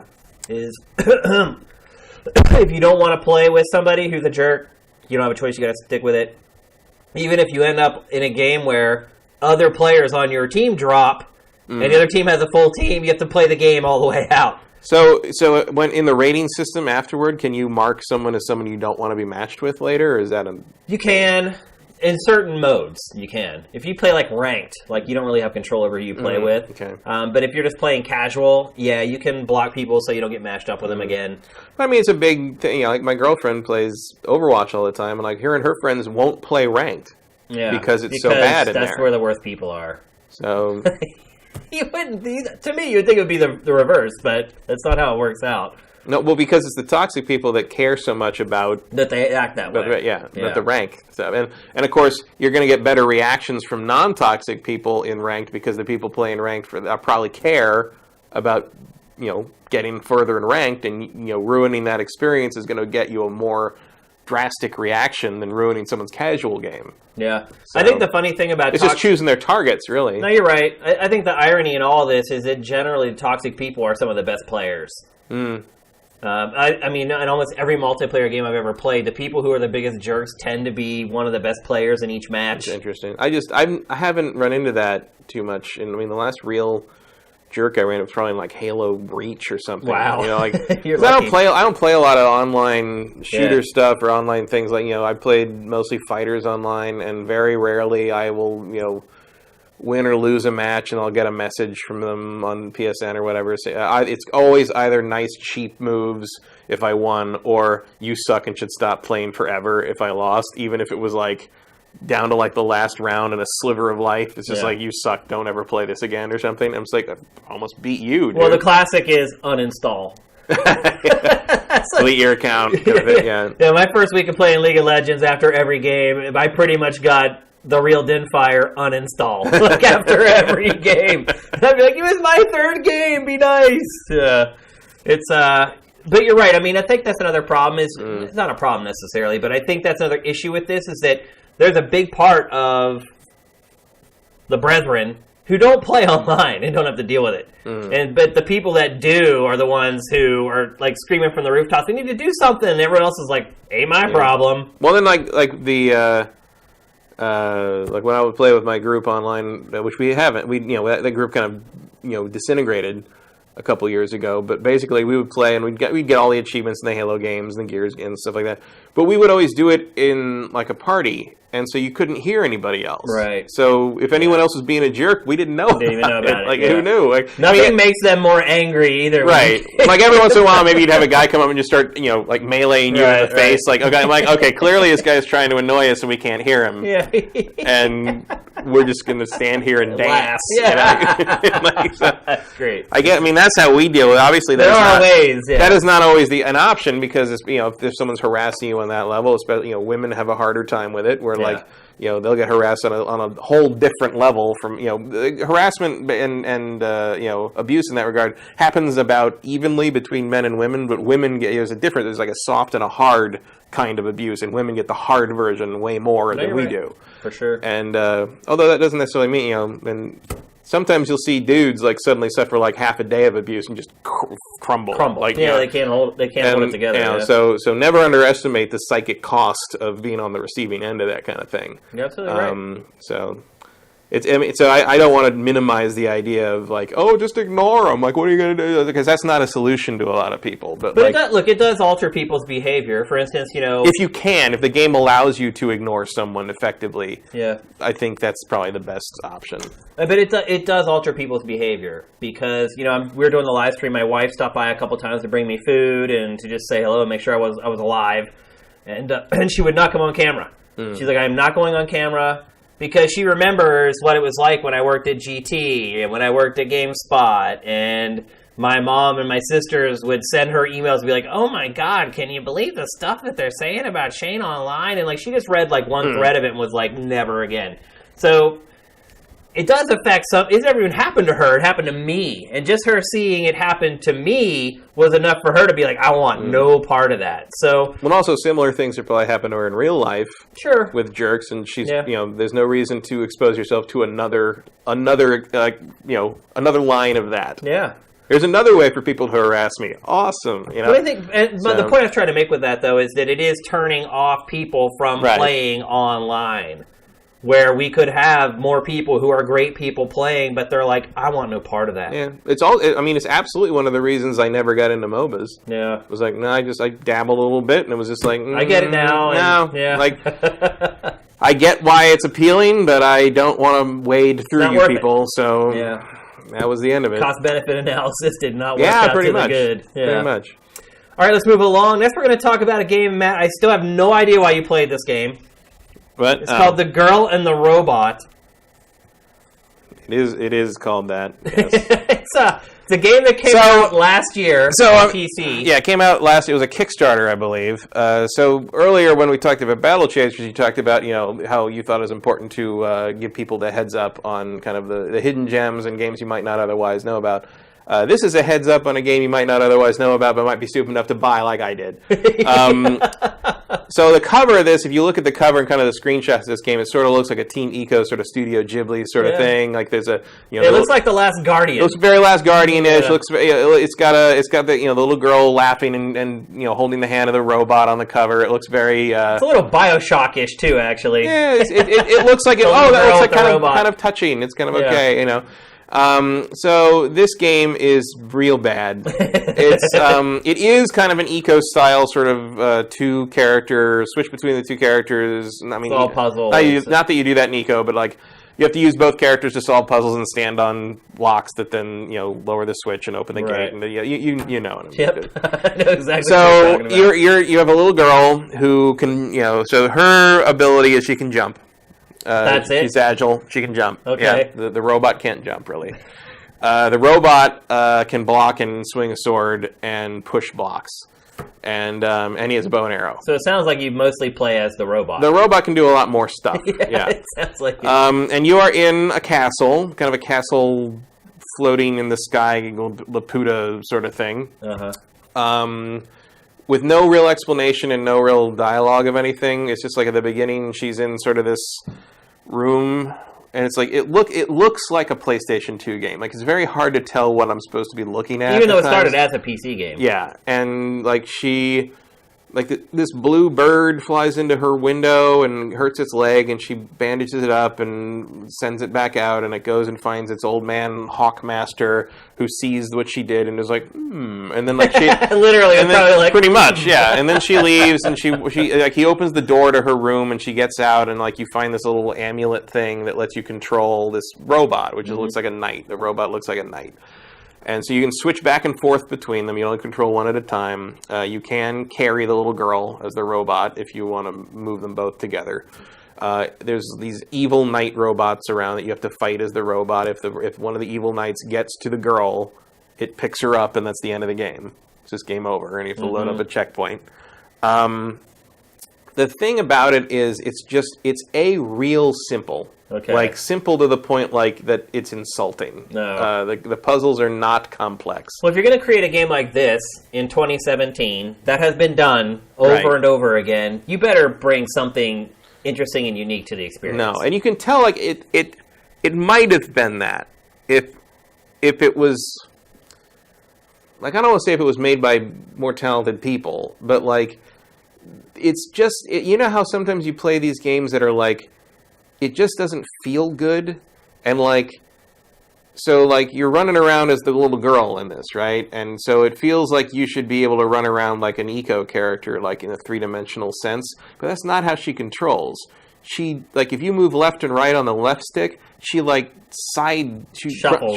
sideways. And to turn, you have to move the right stick to kind of aim her like a first-person shooter character. Why? But if you hold the square button to run, she controls normally. Like she turns, and why? I don't know. So basically, you run everywhere because that's the only way to make the character control like a normal video game character in 2017. Yeah. It constant slowdown, constant frame rate hitching on something that looks like it could run on the Dreamcast. Which version are you playing? PlayStation 4 on the Pro, and it's the performance is awful. Like it's amazing. There's parts where you have to fire a cannon like to hit like a metal thing to knock it down like a bridge, and the draw distance is so short you can't see the thing you're shooting at. Are you kidding me? I mean, it's all point. You just pull the lever and it automatically. But like you see the cannonball just disappears into the fog, and you just hear "wong" and like the thing like collapse. You get a cutscene of it collapsing, and that's it. The game's like 3 hours long. It ends on a cliffhanger, as I understand it. I haven't finished it yet because near the end there's a boss battle, and I was just like, I had enough, basically. At a certain point, you're just like, my time is worth more than this. And apparently, like, there's a kind of a beacon. It's like Act 1, and like no one has said anything about Act 2 for almost 2 years. I'm surprised that the game ended up getting ported to... it feels weird that it actually made it out, because it's... I mean, I guess nothing should surprise us after Life of Black Tiger. Yeah, good point. But, so it just popped out, and there it is, and it's $15, and you shouldn't buy it. Stay away. I just felt like, as someone who saw it and saw the screens, and sometimes you don't know something's terrible until you feel it, until you play it. Yeah. And this was one of those times for me. I was like, oh, it's simple. The visuals are simple, but maybe it's kind of charming. It's like, no, it's not. It's just broken.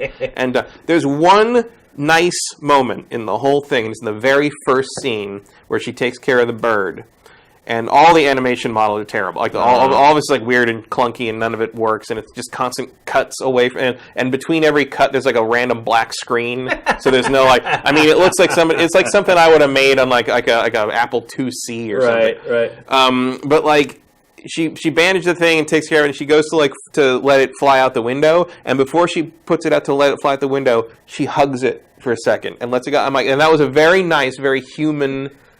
Moment. It tells you something about the character that she did that to this bird before she let it go. She hugged the bird before she let it go. And I thought that was a really nice little... Whoever animated that, I kudos to you because it's the only... After I just shredded your game for the last 10 minutes. It's the only bit of real thought and character animation I've seen in the game. I think what you find though is that there are certain images that can get people to spend money. Like, I haven't seen maybe the thumbnail on Steam or on PS4 for this, or on Switch, God forbid, what the thumbnail must be. Travesty. But all you really need is an image of, the little girl and the robot holding hands. And I guarantee some people are just like... Yeah, it got me. But I should also note that the icon on the PlayStation 4... is just a super close-up of the robot's head from the cover with no title on it, which is exactly what people keep hating on. Right. And there was a moment when I was angry because I realized, I'm like, is that this? And I scroll through all my other icons, and they all have the full thing with the title of the game on it. It's the only thing in the whole list that has just a picture of the character with no name on it, like a fucking mobile game icon. And I'm like, oh my God, I noticed this now. They're starting those Snake Pass guys did this to me. Like now I think about that. That's funny. Why? Why couldn't I have lived life without that? But now it's too late. And you had lived your whole life until Snake Pass, until you did that stupid icon change, and now I think about it. But it wasn't even really Snake Pass. It was the people who complained about it. Right. Because you would have seen that icon and not even thought about it. Yeah, exactly. Now the super close-up, awkward, off-center shot of the character with no game title is a thing. Completely inexcusable. No, awful. All right, let's move on. Appropriately, that transitions nicely to our next topic. Don't buy that game. Yeah, don't buy it. We made that one clear. Next, we're going to talk about FIFA on the Switch. This may not seem like a topic we would normally discuss. However, this particular game holds a great deal of significance for Switch owners and for Electronic Arts because EA has already gone on record as saying that it was looking at how the Switch version of FIFA does to decide on whether it should continue support of the platform going forward. And based upon initial sales, it appears in the UK at least that the Switch version made up less than 5% of total sales of FIFA 18. I thought it was less than 1%. Was it less than 1%? I think I said less than 5 is still accurate, by the way. Yeah, but it was less than 1%, and it sold slightly less than the 360 version. Okay. So it's done very poorly in the UK. We don't know any US numbers yet. That's the first issue. The second issue is that it does not include the ability to play head-to-head against friends. EA has gone on record as saying this is due to a lack of infrastructure for the Switch's online environment. I buy that. Number 3, the reviews for the game have not been great. Mm-hmm. Whereas the PS4, Xbox One versions are getting around a 9. The Switch version has been getting anywhere from a 6 to a 7.5 based upon the reviews that I have seen thus far. So, knowing all this, knowing what EA has said already, do you think this is it? Like for EA? Yeah, making games on Switch. Maybe.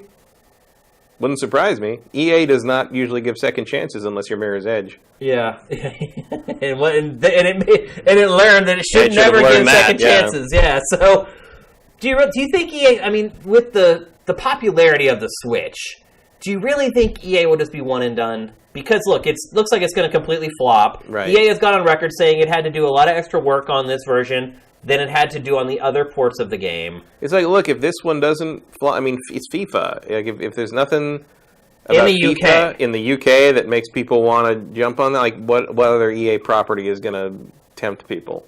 Like, maybe a Madden next year? Yeah. Do you think it's fair to For what? Nintendo? Who cares? People who own the Switch care, because It's business. Like, if it I know, doesn't I get sell, that. don't put it on there. I get that, but do you think that this was a fair, giving the platform a fair chance? Because EA has done this with Nintendo before. It says, well, we're working on these games, we're going to put them out on Switch and see how they do, and if they do good, then we'll support it more. But what ends up happening is EA puts out bad games on Nintendo platforms. Remember Madden 64? Mm-hmm. The one and only Madden game that ever came out for the N64, and it was a complete train wreck? And then instead of EA saying, well, our game really wasn't up to scratch, let's put out a really good game and use that as the litmus test. It puts out the one poor game and it says, well, it didn't do well. It's almost like EA feels like it has to at least try to appease Nintendo fans, knowing full well that this game is not going to be good and it's not going to sell. It did this again with the Wii, and what did we end up getting from EA in that case? Boom blocks. Right. Which actually was a pretty darn good game, Yeah, I'll say. it was. But its appeal was zero. It's like, hey, let's play Jenga with Wii remotes. Like, no, I'll just play Jenga right here on my coffee table. Like, I don't feel like EA ever gives Nintendo a fair shot on its hardware. They did give Boom Blocks a sequel. Yeah. I mean, they tried. The thing about But this... is that trying, though? When you know what EA I thought puts out on other Boom Blocks was platforms... great. I So, did yeah. too, but that's not the games that sell. It's a puzzle game. Those games... Well, you know what game does sell is FIFA, and this one apparently didn't. 'Cause, Right, like, but whether FIFA's good or not doesn't really matter. Like when it comes down to selling 1% of the number of Yeah. people overwhelmingly for FIFA, people overwhelmingly chose the more powerful hardware that displays this thing properly. Like that. versus Like, being that's, able to play it on the go. yeah, no one cares. And I've said that repeatedly. When it comes down to it, people are going to want the better experience rather than being able to play a lesser version on the train. Like, I just don't think that's a thing outside of a very vocal core group. So while maybe FIFA, you and I might not consider FIFA the greatest litmus test in the world, like it's EA's biggest franchise, I think you could argue. It is, and yeah. like outside of maybe putting Plants vs. Zombies on it, I don't know what else you want to use as to dip your toe in that water. Like I think you're going to see the same thing with the Bethesda games. I don't think the Bethesda games, maybe outside of Skyrim might have some appeal because of the portability. I think Skyrim was going to do well. But I don't, like, in terms of like Wolfenstein, who's going to pick that version over the other versions if they have another way of playing that game? I would be surprised if you look at total sales of Wolfenstein 2, if the Switch even makes up 5% of it. Yeah. Like, Yeah. it's just... And look, it is behind the 8 ball. It has a much smaller installed base and all that. But Sure. But, like, percentage doesn't matter on that. Yeah. Like, if you're talking about, like, what So its attach rate is what you would be talking somewhat, about but it's like otherwise. who would pick that over the other versions? You're either double dipping, or if you're only buying one, you're probably not buying the one on the lesser hardware. Yeah. Unless you really are unless you spend 3 hours on a bus every day, then it would make sense, I guess. But This is a case, though, where I feel like if you're a Nintendo fan and you, God bless you, you only had a Wii U and then you upgraded to Switch after that, this might be one of those cases where you need to go out and buy the game. Because if you don't, it's gonna be the same thing all over again with the Switch like it was with Nintendo's last and then couple EA consoles. won't make games for the Switch, and you won't be able to play. Yeah. Well, I mean, EA at this point has really just come down to driving games, sports games, Like you really and Battlefront. Yeah, Battlefront and Battlefield and That's Need it. for Speed, and take care. Like Yeah. that's the end of EA not making. I mean, it's not the death blow that it was in the Dreamcast era. But I think the problem though is you have EA is other also not making publishers- VR games. They're just not You're into. right. They're not into the risky stuff. which you know? does well for their stockholders. Yeah. But I think maybe the bigger issue is it's like a dog whistle to other publishers. So 2K right now, kind of sitting on the fence. It's dipping its toes in with WWE 2K18 and NBA 2K18. If those first two games don't sell well, and they look at EA's product and they're like, EA has the best soccer game, it didn't sell, our wrestling game didn't sell, our basketball game didn't sell, you got to figure 2K is probably, that 1 foot that's in the door is getting pulled out of the door, and they're out. And then you have EA and 2K that are both saying, well, and then if you dogpile onto that with Bethesda, that could be it for Switch third-party support, which I will admit it already has more than I thought it was going to get. Right, right. But again, like, none of those versions of those games have any appeal to me. Yeah. Like, if I have other platforms other than playing Nintendo. Skyrim on the go has some appeal to me, definitely. Playing Skyrim without mods is non-starter to me. Yeah, like, I mean, you've played a metric ton of Skyrim, right? though. But I mean, if you're not going to give me the full experience, like, what's the point? I mean, like, even on once any other console, even to some degree the PS4, you can play with mod support, which makes the game better and gives you some really important quality of life upgrades that are not so far. I mean, maybe they'll put that mod support in once Nintendo has an online infrastructure to speak of, like, you know, early next year.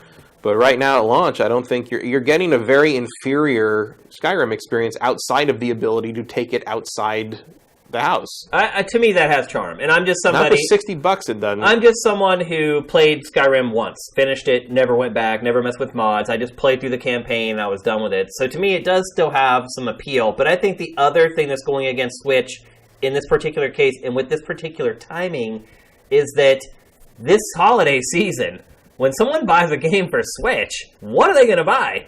They're going to buy Mario. And Zelda, if they haven't already. Right. Like, that has been a problem for Nintendo all along. Is that when third parties do show up, Nintendo fans do not buy third-party games. And the irony of it is that when they're really going to need third-party support to keep people interested is not 2018, and they're not going to have it because none of the stuff this year is going to sell. Yeah. I don't know. It's going to be interesting to watch. I mean, I'm flabbergasted at the sales of Switch. I mean, it just continues to just roll and roll. And well, because people are buying it for Nintendo's output, because that's what people buy Nintendo systems for, and they have since the GameCube. That's basically been the rule. You have a Nintendo system, you play the Nintendo releases on it. You have another game console or a PC to play everything else on. And I think that's where Microsoft. If Nintendo feels like Nintendo wants to break out of that mold a little bit, or they wouldn't be courting Bethesda the way they are to get 3 games ported over here. They clearly talked EA into doing something they didn't want to do. Like this FIFA game feels like they grudgingly made it. And I think that is where Nintendo's strategy for lower-powered hardware burns it the worst. Absolutely. Because if you look at Microsoft... Nintendo can make something that look, all this stuff like Splatoon 2 and Mario plus Rabbids and Mario Odyssey, they've got this really sharp, clean look to them that makes them, they're clearly not technologically on the same level as something like Horizon, but they look great. Yeah. They found the art, kind of the house style that takes the best advantage of the hardware at the resolution they're putting out at, and it looks fantastic. It looks really sharp and great and appealing. And can other companies necessarily do that? No, because that's not what their target, that's not what Doom is supposed to look like. They're lucky that Doom is so scalable, because it doesn't, Doom can run, up and down pretty easy on that engine, and they're doing that on the Switch, and it looks pretty good. But other companies are not necessarily that agile in terms of what they can put on a system that way. And this is where Microsoft, because I could say the same thing about Microsoft in the Xbox One era, is that you bought an Xbox One to play Microsoft's games, maybe. As it is. But what you're seeing with Microsoft is, one, hardware was on par, close to on par with PS4 all along. But now, it gets it. It's like, we have nothing to get people to buy our console other than our games. And our games have fallen into this vicious cycle. So what does it do? It creates a box that makes sure that all third-party games look the best on its box and play the best on its box. And so suddenly, it has a proposition to give consumers. With Nintendo, that's not the case if you're a third-party publisher looking at releasing games on a Nintendo platform.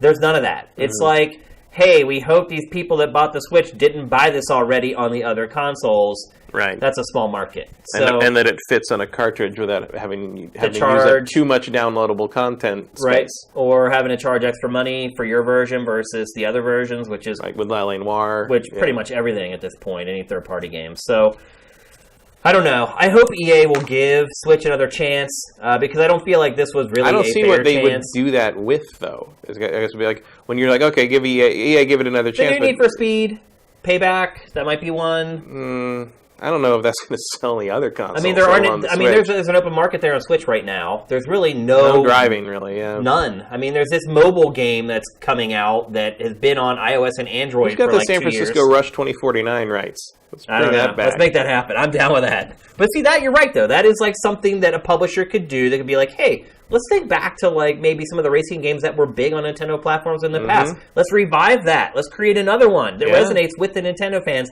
That might work. But it seems to me the route that third-party publishers are taking right now with Switch is the exact wrong one. Yeah, you're just it basically is the Vita thing, where it's like, okay, so you're not trying to sell me new games that take advantage of this platform in a way that no other platform can do. You're just kneecapping your other games and trying to sell me that as, it's better because you can play it on your lap kind of thing. And you're right. And that didn't work for the Vita, and it's not going to work for this because it doesn't capture the mainstream's imagination. And it is an apt comparison, too, especially now that pretty much every game that comes out on Vita is a cross-play title where you buy it once and you essentially get both a handheld and a console version. So, and you're right, it has absolutely not worked for Sony at all. So we'll see. I mean, right now Nintendo has plenty of first-party stuff to keep it chugging and keep it going. I'd be interested to see if EA gives them another shot once the online infrastructure is in place. Yeah. Because, look, I mean, I think part of the thing that's going to make some of these third-party publishers decide one way or the other is the online infrastructure and whether they can sell you loot boxes efficiently. Yeah. No, you're right. Like, the game-as-service platform is going to be, I mean, if you can't put that model on there easily, that's going to be one of the biggest barriers. You don't want to think about it that way. But monetarily, if our money comes from this whole idea of milking people for excess content after the fact, and Nintendo's system doesn't support that easily, that's going to be the biggest hurdle, bigger than almost any other hurdle you can think of this generation. Another hurdle that's coming up for Nintendo is publishers are moving away from releasing versions for PS3 and Xbox 360 now. Right. And that was always kind of something that Nintendo could hold on to. Hey, they're already creating these versions for last gen that they could kind of just port over to our machine. Now those are going away. Those teams are dissolving. That software isn't being created for lesser hardware now. Well, they need to what they need to focus on is basically they need the third parties to be doing stuff like Mario plus Rabbids. Yeah. Like you need original games built for the system, built to appeal to the audience. And so far, only Ubisoft seems interested in doing that. Yeah. So we'll see, but you can only lean on the indie game thing, and they are doing the indie game thing really, really well. Oh my god! Here's the thing I wonder though: is it too much? Like, literally every day, 5 more indie games are announced for Switch, and they're all just coming at once in this just big pile. There were 18 games released for Switch last week. It can't hurt too much. I mean, they're always going to live on the service. I mean, they got to improve the eShop. So you can browse them better. Yeah. But I would argue that, like, as a flip side of the idea that, like, I don't want to pay $60 again for a portable version of a game I already own twice. Yeah. I might pay $10 for an indie game that I like to play and would like to play on the plane. Yeah. You know, because that's something that would kind of fit in the bite-size kind of mobile space better. Yeah. And like, if I could get like a nice version on Switch for like $9 or $15 of like Sundered or Axiom Verge, that's cool. Like, but it's just like rebuying full price AAA games again, like that run because like, look, Sundered or whatever game like that's going to look pretty much the same on my PC or on the Switch. Yeah. What's the difference? Yeah, it's also not going to eat up your battery on your Switch like a lot of other games would. And I think that's a much smarter tactic. And Nintendo is leaning into that really hard, and that's really smart. And I think that's going to buy them some time next year. But do you think that all these indie games? Because one thing I will say is that despite some of the issues that Playtonic has had with Yooka-Laylee and a couple other games working with Unity on Switch, it certainly appears that porting a game to Switch, at least indie games, is very quick and very easy, which is good. But it's like we're getting this big pile, like, boom, like right away, and then what happens? Well, I think the stream of indie stuff will continue through next year. I mean, it's going to be pretty steady. The main issue here for me is like there's no real way to browse them on the eShop. Yeah, it's tough. Yeah. Like you've got basically your 3 highlight places, and then you can search for them directly. But there's no way to just sort of like, hey, just dig through and show me stuff. Just let me see what you got. There's no way to do that yet. I think we're really, Mario is the 800-pound gorilla of the fall here. Like, that's the only thing Nintendo really needs to focus on getting right now. But come January, and moving into Q1 or whatever, I assume sometime in mid-January, because that's also when they announced the Wii eShop will shut down. So to me, that would indicate that that's when they're going to make that transition. like that eShop, the new eShop basically has the Switch eShop has to be robust and functional, and the online stuff has to be there so that it becomes this indie marketplace that's the best way to play these games, on the go, basically. Basically a way to play these games in a different way than any other console offers you to be able to play them. And that's where their strength is going to be there, because playing most of these indie games on the Switch is not going to be a lesser experience technologically than any of the other consoles. And right there, in that sense, the price is probably going to be the same because it's digital. There's no cartridge involved for most of them. And you can take them on the go, and there's no downside to that. That's where how the Switch functions. There's nothing but added value there. Well, the only downside is that these games have been on other platforms in some cases for 3 years. So. But who has every indie game? Yeah, there's always going to be a couple you've never played before, and I think that's part of why they're putting so many on there right now. Is because none of us have played all the indie games we're interested in. Some of these games that are coming to the Switch maybe are stuff you've never even heard of before or never gotten around to, and maybe now you give it a shot on the Switch because at least that way it's another way to play it. It's better than nothing. Right. Because that's what Nintendo systems have had before. Yeah, we both know there have been long periods of nothing before, where it didn't even have the relationship with the indies to fill in those gaps. I think the main thing they need to focus on is they've got that happening. That's cool. Their own first-party output is going to be fine. I don't care about Kirby and Yoshi, but it's something. And other people do. So. But they need more Mario plus Rabbids style things. They need third parties working on custom content, unique exclusives that make people happy to own that system outside of Nintendo's own output. They don't all have to be Nintendo crossovers, but just that kind of thing. Games tailored to Nintendo's audience, essentially. Yeah. You have the third parties have to, if they're interested, they have to accept that they are not making games for the same audience they are on the PlayStation and the Xbox. And that's not necessarily a bad thing. It's just a different thing. Yep. All right, it's time to move on to our last topic of episode 105. We're going to talk about Forza Motorsport 7. I played a little bit of this on the Patreon drive stream. Played about 35 minutes of it or whatever. I saw you racing the semi trucks. Yeah. I enjoyed the time I spent with it on the stream. Came back, recuperated from the stream, fired it back up, and did not have as much fun with it after that. It's not that I wasn't having fun or it's not a polished game. It is. And I was having a good amount of entertainment from it, but after I got about halfway through the single player, I just lost all interest, Matt. There's nothing that separates, and look, I'm sure there are people who are buying Xbox One X who will vehemently disagree with me when they play it in 4K, but as someone who is playing it in 1080p, I struggled to find any reason to recommend people to buy this if they had the Forza 6, which you can probably buy now for like $18 or whatever. Yeah. With all the DLC or whatever. Right.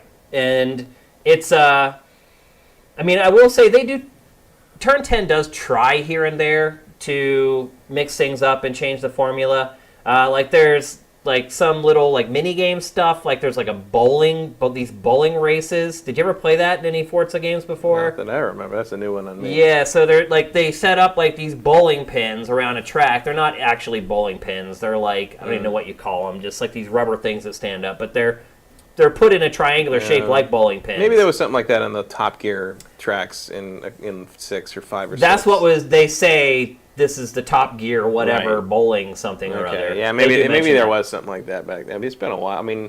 I'll be honest. The Horizon games stick in my head way better than the normal Forza games. That was my whole purpose of this discussion is go buy Forza Horizon 3.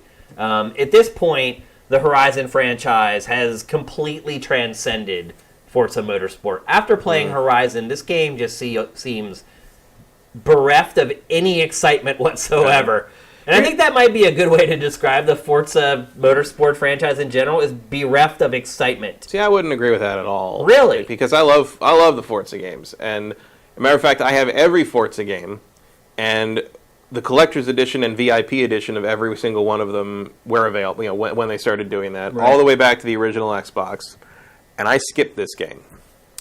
And why did you skip it? I skipped it because, A, it looked, like you're saying, it looked like there wasn't really any movement in terms of what you're doing or the way the game presents anything or plays anything outside of, hey, if you have an Xbox One X, this is going to look amazing. It's a visual tour de force, but They all are. They've always been that. The Forza games are always like that.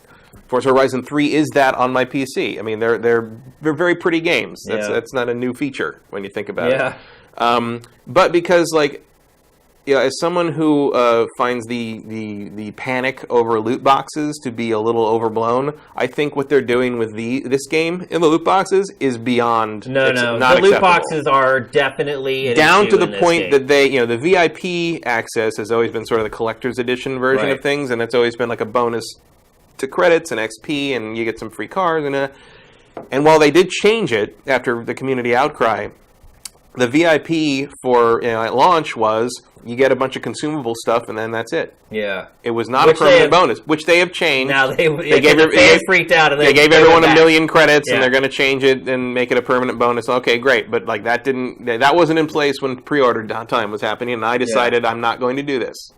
And so this is the first Forza I have passed on in the entire series. The loot boxes are definitely a problem because this game is a grind. Yeah. And a grind, and it feels like, and watching a couple of we weren't Let's Plays, but there were streams of people playing, and you could see the grind was worse than other Forzas have been. And frankly, I feel like if I need to play Forza, I will just put 6 in. Yeah, and play that. That is absolutely the right tactic to use. The other thing I would say about this game, and look, you can adjust the AI before every race. Mm-hmm. So if you feel like it's too easy, you can bump it up before. In every race, you can adjust it. So it can be on a case-by-case basis on what you do. But generally, like, I try to keep it in the middle because that's how we generally evaluate games. And here's typically how a race plays out for me. Either I finish in first by half a lap, or you're just mired in the back of the pack and you finish like 10th or 11th. There's no happy medium. Like when you're racing head-to-head, let's say you're towards the last lap of a race, and you're in third. You've managed to fight your way up through the pack and to get in the third. That's when you can see how good the game is, because that's when you can really see the AI of the computer. And that's always been the strength of Forza, is the AI, as opposed to sort of Gran Turismo had sort of just... This is where I'm driving, bots. And if you get in my way, I'm going to plow you out of the way. That's Gran Turismo. Maybe the new one isn't that way, but that's what they've been in the past. The thing about that is, because look, I'm a giant Forza fan. I think Turn 10 does really good stuff. I've always found Gran Turismo to be kind of sterile and dull, I think Forza's that way too, though. Forza has traditionally been much more about the love of the car and I agree with the love of that. Like but the presentation, though, there's just all it's this better weird, than, it's always been time. It's always been better than Gran Turismo's blank white screens. Yeah. But I make the comparison between Gran Turismo and Forza to add weight to what I'm going to say here, which is GT Sport comes out next year and doesn't have any of this loot box bullshit. Comes out this year. Is it this year? Yeah. Okay, so it's right around the corner then. It is, yeah. And doesn't have any of this loot box bullshit in it. The loot boxes, anyway, going back to my... So as someone who has never, ever said GT over Forza, I feel like GT's over Forza on this one because GT is treating you better. I don't know if I would go that far, but I will say that the game, what I was getting at is that the races can be really close. And you can spend real money, essentially, to make the races not close. Now, that's for single player, which you talk about Shadow of War. We're kind of okay with single player stuff. But part of the other thing is, like, the thing they're doing... It's dirty, though. But the thing they're doing that in Shadow of War with is a new element of the game, whereas you didn't need to do that in previous Forzas. Right. Like, to me, it's the monetization of features that have already been part of the series. That's where things like this start to make me feel, like, dirty about it. No, it's dirty. Like, as I'm playing the game, and I will go and I'll look at, like, what I can pay money for, and you want to buy it. That's the point. When you look at the stuff, do you want to buy it or you do not want to buy it as a reasonable player? Not someone who's just filthy rich and just throws money, doesn't care. Somebody who is thoughtful about whether they spend money on microtransactions. I play this game and I look at the loot boxes and what you get for them. I'm like, I really wish I were rich so I could pay for that. Seriously. Because that's how the game kind of grinds on you. You're like, I wish I could just be a little bit better and have a little bit better of a car than what they're giving me, and that's essentially what they're offering for you to pay for. You wish you were a baller. You wish you were a little bit taller. Yeah. But seriously, like, usually I look at loot boxes and I'm like, I don't care. I don't want a hat, or I don't want a shader or whatever. Or even in previous Forzas where it's like, I don't need car tokens. I got plenty of exactly. cars. Yeah, exactly. And in this one, what they're offering you're like, yeah, if I had disposable income, I would buy that. And they're going to make a lot of money off of it. That's the sad part. Because there are plenty of people out there who do have money to burn and are more than happy to spend it. And I think that's the problem. Right. It's like, because previously you have been able to pay real money for card tokens to buy stuff. And I never felt the need, even thought about buying any of that. You pretty much get a new car constantly. With every race almost. And if you're VIP, you get a bunch of good stuff to start with. Credits, a car, and you do the wheel spin stuff, and that, I don't remember if that's in regular Forza. That was in Horizon. I haven't seen it in 7 yet. But like, I felt like they're pretty generous with different, and also different types of cars. So it's like it's never like you have to spend in-game credits to get a car that qualifies you for a certain type of race.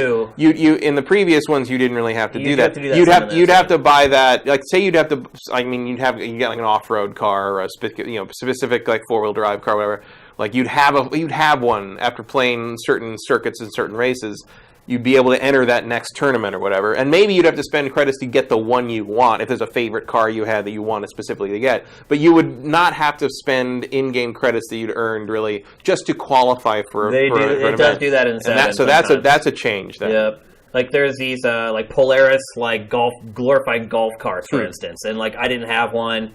I needed to compete the race. I needed to spend 30,000 credits to get it. So that is something that shifts a little bit. And you can see there is a shift in the monetization strategy of this game. But I feel like maybe we're dwelling on it a little much because there is so much game here. I mean, it is a huge game with tons of tracks, tons of cars.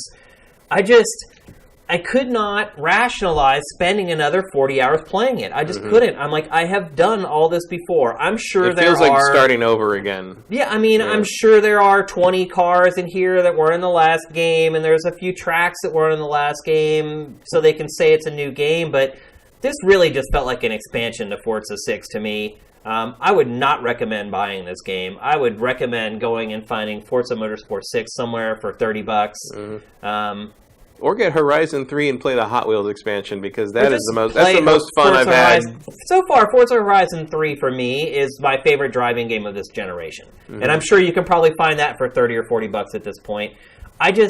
I feel like Forza Motorsport 7 is a technical showcase for Xbox One X. That's what it really feels like to me. Microsoft knows people are going to buy it because it was the game that they marketed the X with. Everybody knows it runs in native 4K. They're going to sell a ton of this game no matter what. But if you're not getting the X and you just own an Xbox and you're looking for your next driving sim, I just say buy the old game. And to your point about presentation being sterile and GT, I feel like this game is like this too. There's just all these awkward pauses where they stay on a screen of just a driver standing there too long.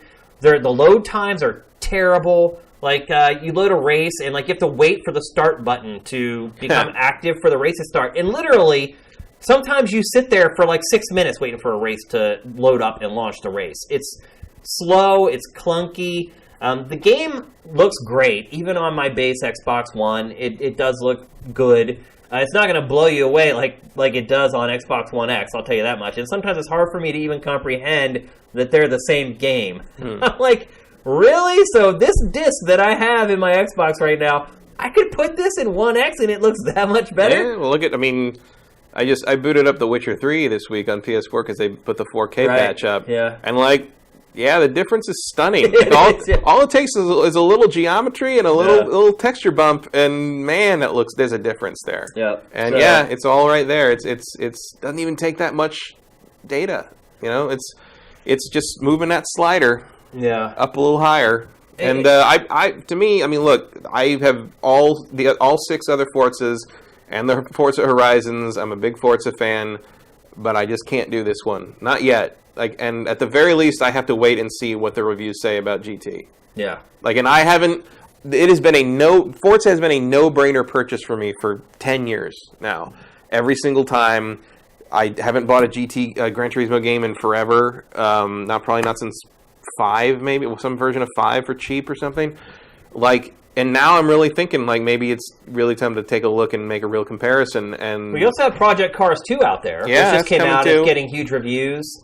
And hey, maybe I'll just say screw all of it and wait for the Crew 2. And that might be part of it for me, is that maybe just driving sims aren't my thing anymore. It could just be the point where I've just played them for so many years that they've just kind of lost their part allure. of it. Also, I feel like there's nothing in Forza 7, because I don't have an Xbox One X.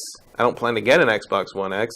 There's not really anything in Forza 7 that makes me desperately want it over just like booting up Forza 6 again. I don't know what it could be. I think that's the problem. Like, I feel like we've just reached the apex of the law of diminishing returns for I'm just not sims. enough of a gearhead that the minor tweaks of 7 are going to get me $60 interested. I guess would be the way to put it. Like I said, I got about halfway through the campaign and just quit. It got to the point where I wasn't really having fun anymore. It wasn't that it was hard or anything like that. Like, I was winning pretty much every race in first place or maybe second sometimes. Every once in a while you get that one driver that just a maniac that you're supposed to lose. And, and well, also like sometimes because it's all drivatar stuff, right?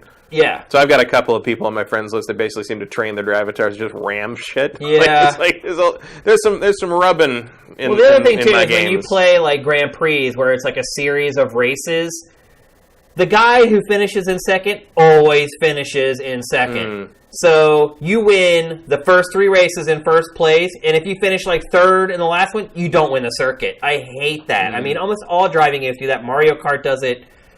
Whoever's in second always finishes second. So if you mess up once, you don't win first place in the circuit. This game does that as well. And the other part too is that it'll throw like a weird race in there. So first 3 races, maybe dry or wet, but daylight, and then like the last race is like pitch black with rain, and it's just a total toss-up, and you're like, and then you fight through it and finish third, but that guy who's been finishing second every single time finishes first, and you don't win the circuit. And you just think about it, I just spent 40 minutes playing that circuit to get second place. Like, it just, after a while, it just started to wear on me. And like I said, the presentation, like just the way the whole game is snapped together, it just feels like it's just not polished. It's just clunky and slow, and the menus are laggy. And that load time sounds like a big difference. The load time's bad. It may be better on Xbox One X, but again, I have the launch Xbox One. That doesn't help you. Yeah, it doesn't help me. So, I don't know. I guess you could argue that I could buy it and play it on PC, because I have a PC that would make it look that good. Yeah. But, like, it just feels like I've started over so many times on these Forza games and done so many of these campaigns, and I don't see anything in 7 that makes me really want to say, yeah, I want to do that again. Do you want to? Do you want to race go-karts around a dirt track again? Like, I didn't. I just got to the point where I'm just burnt out on it. And maybe I'm just out of the sim mentality right now, because if I was going to do a driving game, I'd probably just load Horizon 3 up again. Yep. That's what I recommend. Or buying the game from 2 years ago, which you probably can really get for like $15, I'm guessing. I'm sure there'll be some digital sale in this fall where you can get Forza 6 for a really good price. Yep, that's what I recommend. I'm sure there's already been good sales like that. All right, so it's time for our trailer of the week. Lots of good trailers this week. Yeah. It's got a new... but I knew you'd pick this one. Did you? Yeah.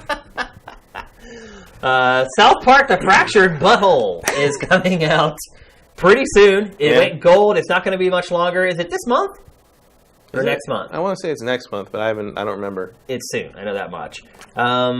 Every trailer for this game is something worth watching, but this one in particular, I thought was a little different, even for Ubisoft and for this game. And here it is: South Park: The Fractured Butthole.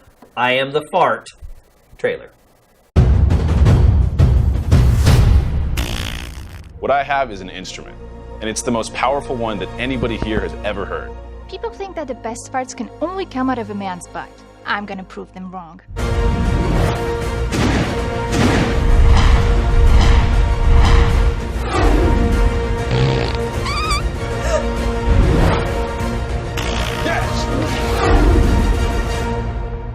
It's amazing!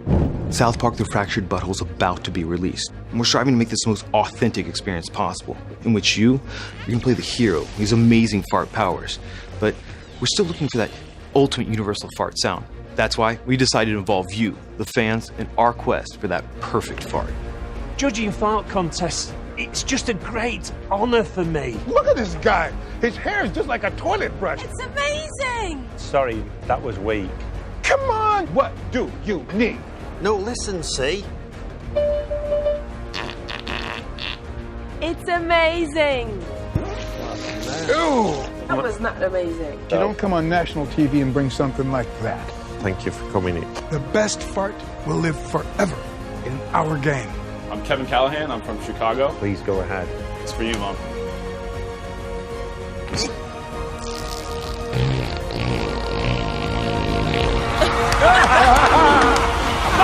There you go. That is what we're talking about. Yeah. It was so great! That's amazing. I did it. Oh.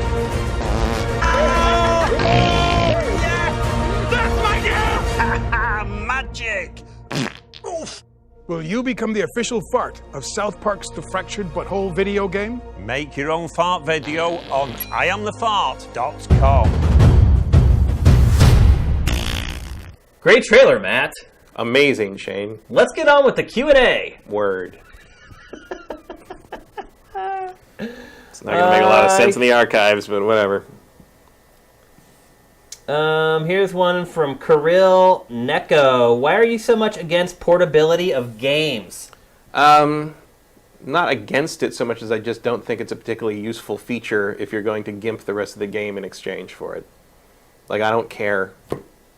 Like, I get there are people who do care, but portability will never be a reason I buy anything. Well, maybe the better question is, why does this person care? Right. I mean, it goes both ways. They could answer their own question if they looked at why they care, and chances are they probably care because they use public transit. They take a bus, they take a train to work or whatever. They live in a house where they don't have control over the TV all the time. Right. They want to be able to listen to it or play it in their room instead of in front of everybody in the family. Like, right. Whatever. There's reasons for it. I get it. That's, none of those reasons apply to me. Right. So them asking you why you don't care, it means that the facets of your life that make you love portable gaming are not a part of his.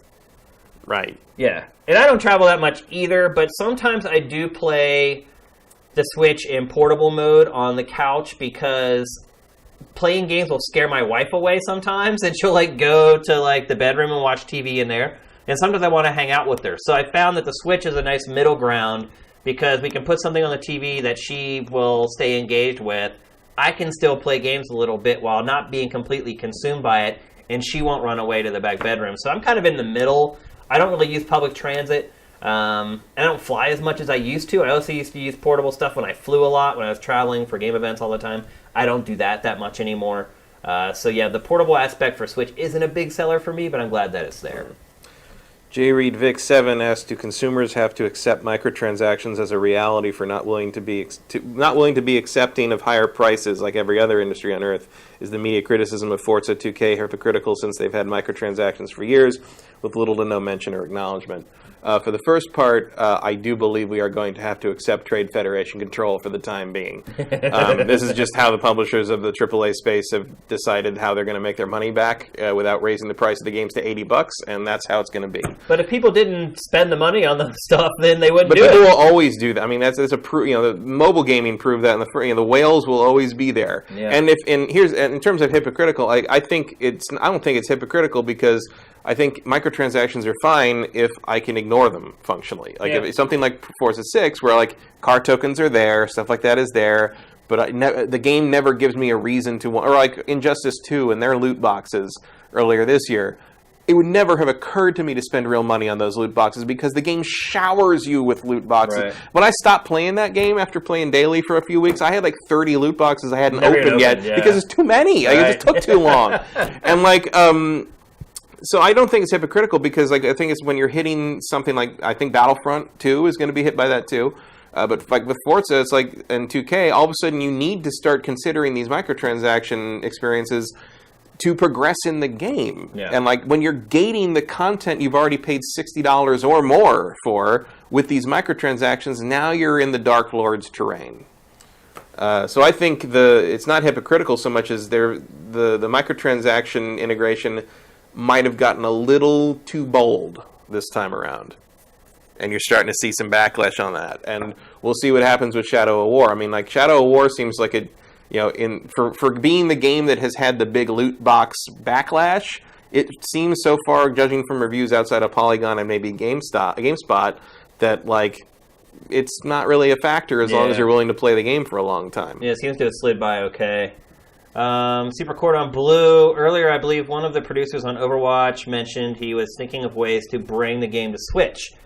If Nintendo can give us a good online feature set next year, what is the possibility that Overwatch will come to Switch, and do you think it will sell? I think the possibility is extremely low. Low? Yes. Really? I don't. I think it's extremely high. I think that's ridiculous. I don't. I think that is the perfect perfect shooter for a Nintendo console. I think Blizzard could not care less. I don't know about that. It's going to depend on the infrastructure that Nintendo puts in place. But that was a caveat. He said if Nintendo gets it in order. I don't think so. I don't think Blizzard cares to dip their foot in that pool. I think, well, I guess I have a caveat. If the Switch continues to sell at the rate it's selling right now, I think it absolutely will come out for Switch next year. And like you said, if it gets its online in order and the infrastructure is there and loot boxes will work, like Matt mentioned, on Nintendo consoles. To me, I mean, that's the thing is like Overwatch is a perfect medium for Nintendo. It needs a shooter. See, I don't really agree with that. But really? I wouldn't want to play Overwatch with that controls. No, that's not what I was talking about, though. I'm talking about aesthetically for a Nintendo platform. It's all the younger kids will have a real shooter to play competitively against others. The cartoony aesthetic. I mean, to me, Overwatch is the first-person shooter that Nintendo should have made. That Blizzard beat Nintendo to the punch on that game. Like, should be Nintendo's game. It's not. It's Blizzard's. It appeals to all demographics. I think its ESRB rating is like E10. I think it is the perfect fit for Nintendo consoles. And I think Blizzard would be, provided it continues selling the way it is, I think Blizzard would be idiotic to not create a Switch version of this game. It's just leaving another 10 million sales on the table. I mean, you got to think about it. Everybody has Overwatch now. Blizzard is going to slide into this place. Remember, Nintendo's got to want it. I think Nintendo would love to have Overwatch. I don't think they would. Really? I think Nintendo thinks Splatoon 2 fills the niche that Overwatch does. I don't think so. I think even Nintendo. I mean, I'm not saying I personally disagree with you. I'm saying I think Nintendo is going to say we have Splatoon 2. We don't need Overwatch. I don't know. Would that be dumb? Yes. Yeah. Might it happen? Overwatch is too big, though, man. Even Nintendo, and you're right. Nintendo does petty stuff like that all the time. But I think even Nintendo has to see this game as just a phenomenon. Blizzard is going to hit this spot where no one's actually buying the game at $60 anymore, and they're only living on the microtransactions, which, look, the audience there is huge enough for them to make oodles of money doing that.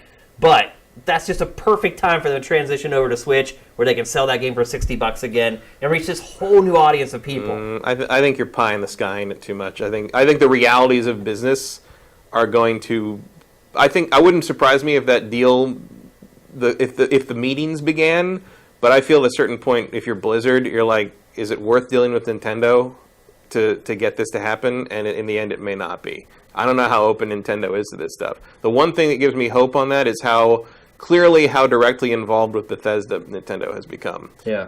So if they can navigate Bethesda and not alienate them, maybe they can do that with Blizzard too. But remember, Blizzard is a whole different beast, and that puts you in bed with Activision. It'd be a pretty big get if Nintendo was able to get Overwatch on that system. But I don't know. My instinct is that Blizzard doesn't care. I think the other part of it too is that Switch is plenty powerful enough to run that game and have it look good. I don't know. It's pretty low poly. Look, that game. It's a really smart art style. If you line up all the ways to play Overwatch, playing on the Switch is dead last to me. Like, why would I want to play it on that? Like, it's all online, so playing it portable doesn't really get me anywhere. It's going to look worse. It's going to control worse because I hate playing Joy-Con stuff with first person. Like that doesn't. I mean, I don't care. Pro controller's fine, but like that. So like, why would I choose that? Only because of portability. The only reason I choose that is from portability, and like that's just not where I'd want to play a competitive shooter. No, I hear you, but I think a lot of people would love to have a portable Overwatch. I think a loud core group of Switch owners would, but that's not as many people as we might think they are. Well, by this time next year, it could be. That was my point. Is if it continues to sell at the rate it's at, a year from now, the audience will be there. Yeah, but also the more you sell, the more you're selling to people who have other game platforms, and they already own Overwatch. Yeah. So I don't think that makes a lot of sense unless you are someone who only has a Switch. And if you're interested in competitive shooters, I'm pretty sure you have more than just a Switch. Justin Horman, if you could do anything, what would you do to help lower the cost of developing games? Would you do anything? I don't know. I guess I'd develop them the way Ninja Theory did Hellblade. Yeah. I mean, that's a model to look into if I were running a high-level developer. Yeah, I mean, I think honestly, the publishers have already got the cost down about as low as they can, because I would never... For what they're making, yeah. Yeah, I would just never advocate saying cut salaries, right. or I mean, pay the programmers less, or pay the artists less, or pay the voice actors there's not less. much. I mean, the solution is raise the price of video games. That's it. Games should cost $80 at this point, or more. Nobody wants to hear that. Nobody wants to hear it, because look, if you, the games have not risen in price since the PlayStation 3? Yeah. The went to $60. Yeah, it went to $60. If you go back to like when we were teenagers buying game, Chrono Trigger came out, it was $79.99. You work that out now, it works out to something like $120 in today's money. Yeah. And we're lucky. Yeah, I mean, we're lucky that they haven't gone up. Yeah. It's ridiculous that they cost as little as they do. I mean, there were N64 cartridges that cost $60. Yeah, at retail. Day one, Phantasy Star 4, I paid $99.99 suggested retail price on the Genesis, and that works out today to something like $150. Yeah, I mean, I think it's you guys got to figure out what you want. Do you want $60 games with some goofy microtransactions and loot boxes, or do you want to pay $80 for a game? I mean, that's really what it comes down to. I think we're just in a time of growing pains where the industry and the publishers have to they're going to make some mistakes. They're going to make some bad mistakes. I think they're going to have to, they're going to take it too far a few times. They're going to learn what we'll put up with and what we won't put up with, and eventually some kind of equilibrium will be found. But in the meantime, the bad part there is it's going to ruin a couple of games that should have been better than they are, because they're going to have loot boxes shot through them. And I think Forza 7 is already an example of that. 2K18 as well. And I have a personal evidenceless theory that the game that's going to be kind of the D-Day of loot boxes, one way or the other, is going to be Borderlands 3. Borderlands 3, I think, is going to make... That'll be the break. The bow breaks. I think Borderlands 3 is going to make some really bad choice about how loot boxes work in it, and there's going to be a giant backlash like there tends to be, and that will change how publishers approach loot boxes, and there will be a little more care taken to how they're integrated into the game. Yeah. For whatever reason, I think Borderlands 3 is going to be that game.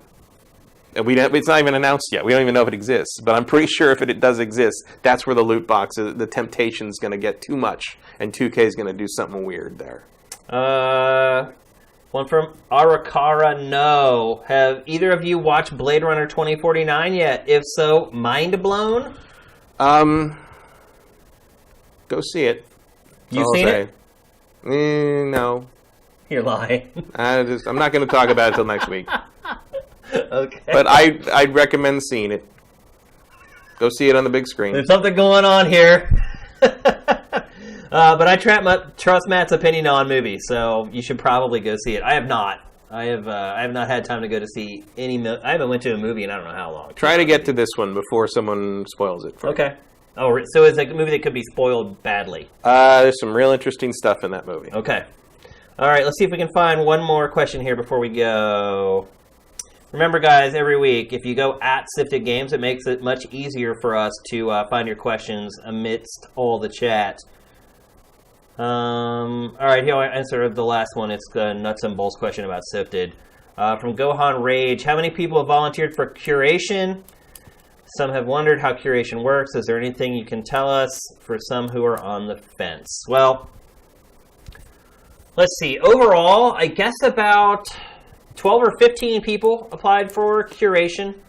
We asked for writing samples for the first cut. Out of those 15, we ended up with about 8 that we thought wrote well enough to handle the job. And as of last night, they were all trained. So that's something I've been doing all week, is getting this all going. They were all trained last night, and they started working last night / today. So we still have 2 that have not gone through the whole process of getting signed up and have started curating it. But right now, I think we have 5 or 6 guys who are doing it. So they started last night. They've been doing it. They were doing it this morning. I don't know if they've been doing it while I've been doing the show, but I'm assuming that they have. They've been doing a pretty good job so far. Watch your apostrophes, people. Yeah. The grammar and the spelling issues there. Yeah, it'll get there. I can still tell which ones aren't you. Yeah. But it'll get there. And it may be that way for a while, but stay patient with these guys. They definitely have the tone. Yeah, it's funny because I can see them trying to imitate how I write blurbs. which is fine, but eventually I think they'll find their own style as well. But I'm impressed with what they've done so far, and I will say it was nice to wake up on a Friday morning and get ready for GameFace and not have to rush and try to get stuff curated into the site because people had gone in who were in Europe or wherever and done a lot of it already. So already I can see a change in how it's going to change things for me and ultimately how it's going to change things for you guys where content is concerned. So far so good. They're doing a good job. Really impressed with them so far. Now it's time for a message from our sponsor. Your games deserve more. There's so many stores and sites that will charge you 10, maybe 15% or more for the privilege of selling a used video game. We charge zero. ExtraTurns.com is a brand new marketplace being built from the ground up so you can sell your games, collectibles, electronics, and memorabilia. Not only will we beat our competitors' commission in every category important to you, but we will also make exchanging your used games commission-free. You get 100% of the value of your collection. Sign up for the pre-launch and share us on social media to be entered to win an SNES Classic this holiday season. ExtraTurns.com. Go support our sponsor, everybody. Go sign up for Extra Turns. Get ready to screw eBay.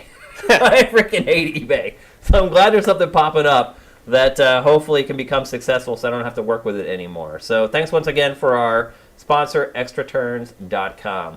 And that's it. That's a wrap for episode 105. Sam will be back next week, so the live stream will be a lot better. Also, I should probably mention the archive of this show is going to go up a little later because all this stuff that Sam normally does live now has to be done in post. So it's going to take a while. I'm guessing the show probably won't be archived until early tomorrow. It'll probably have to render overnight tonight. So if you guys came in late, didn't get to watch the whole episode, you'll probably have to wait till early tomorrow morning before you get to check it out. Another thing I should mention before I go, get those questions in for Pactor Factor. We are shooting Pactor Factor on Monday morning, so you have all weekend to get your questions in.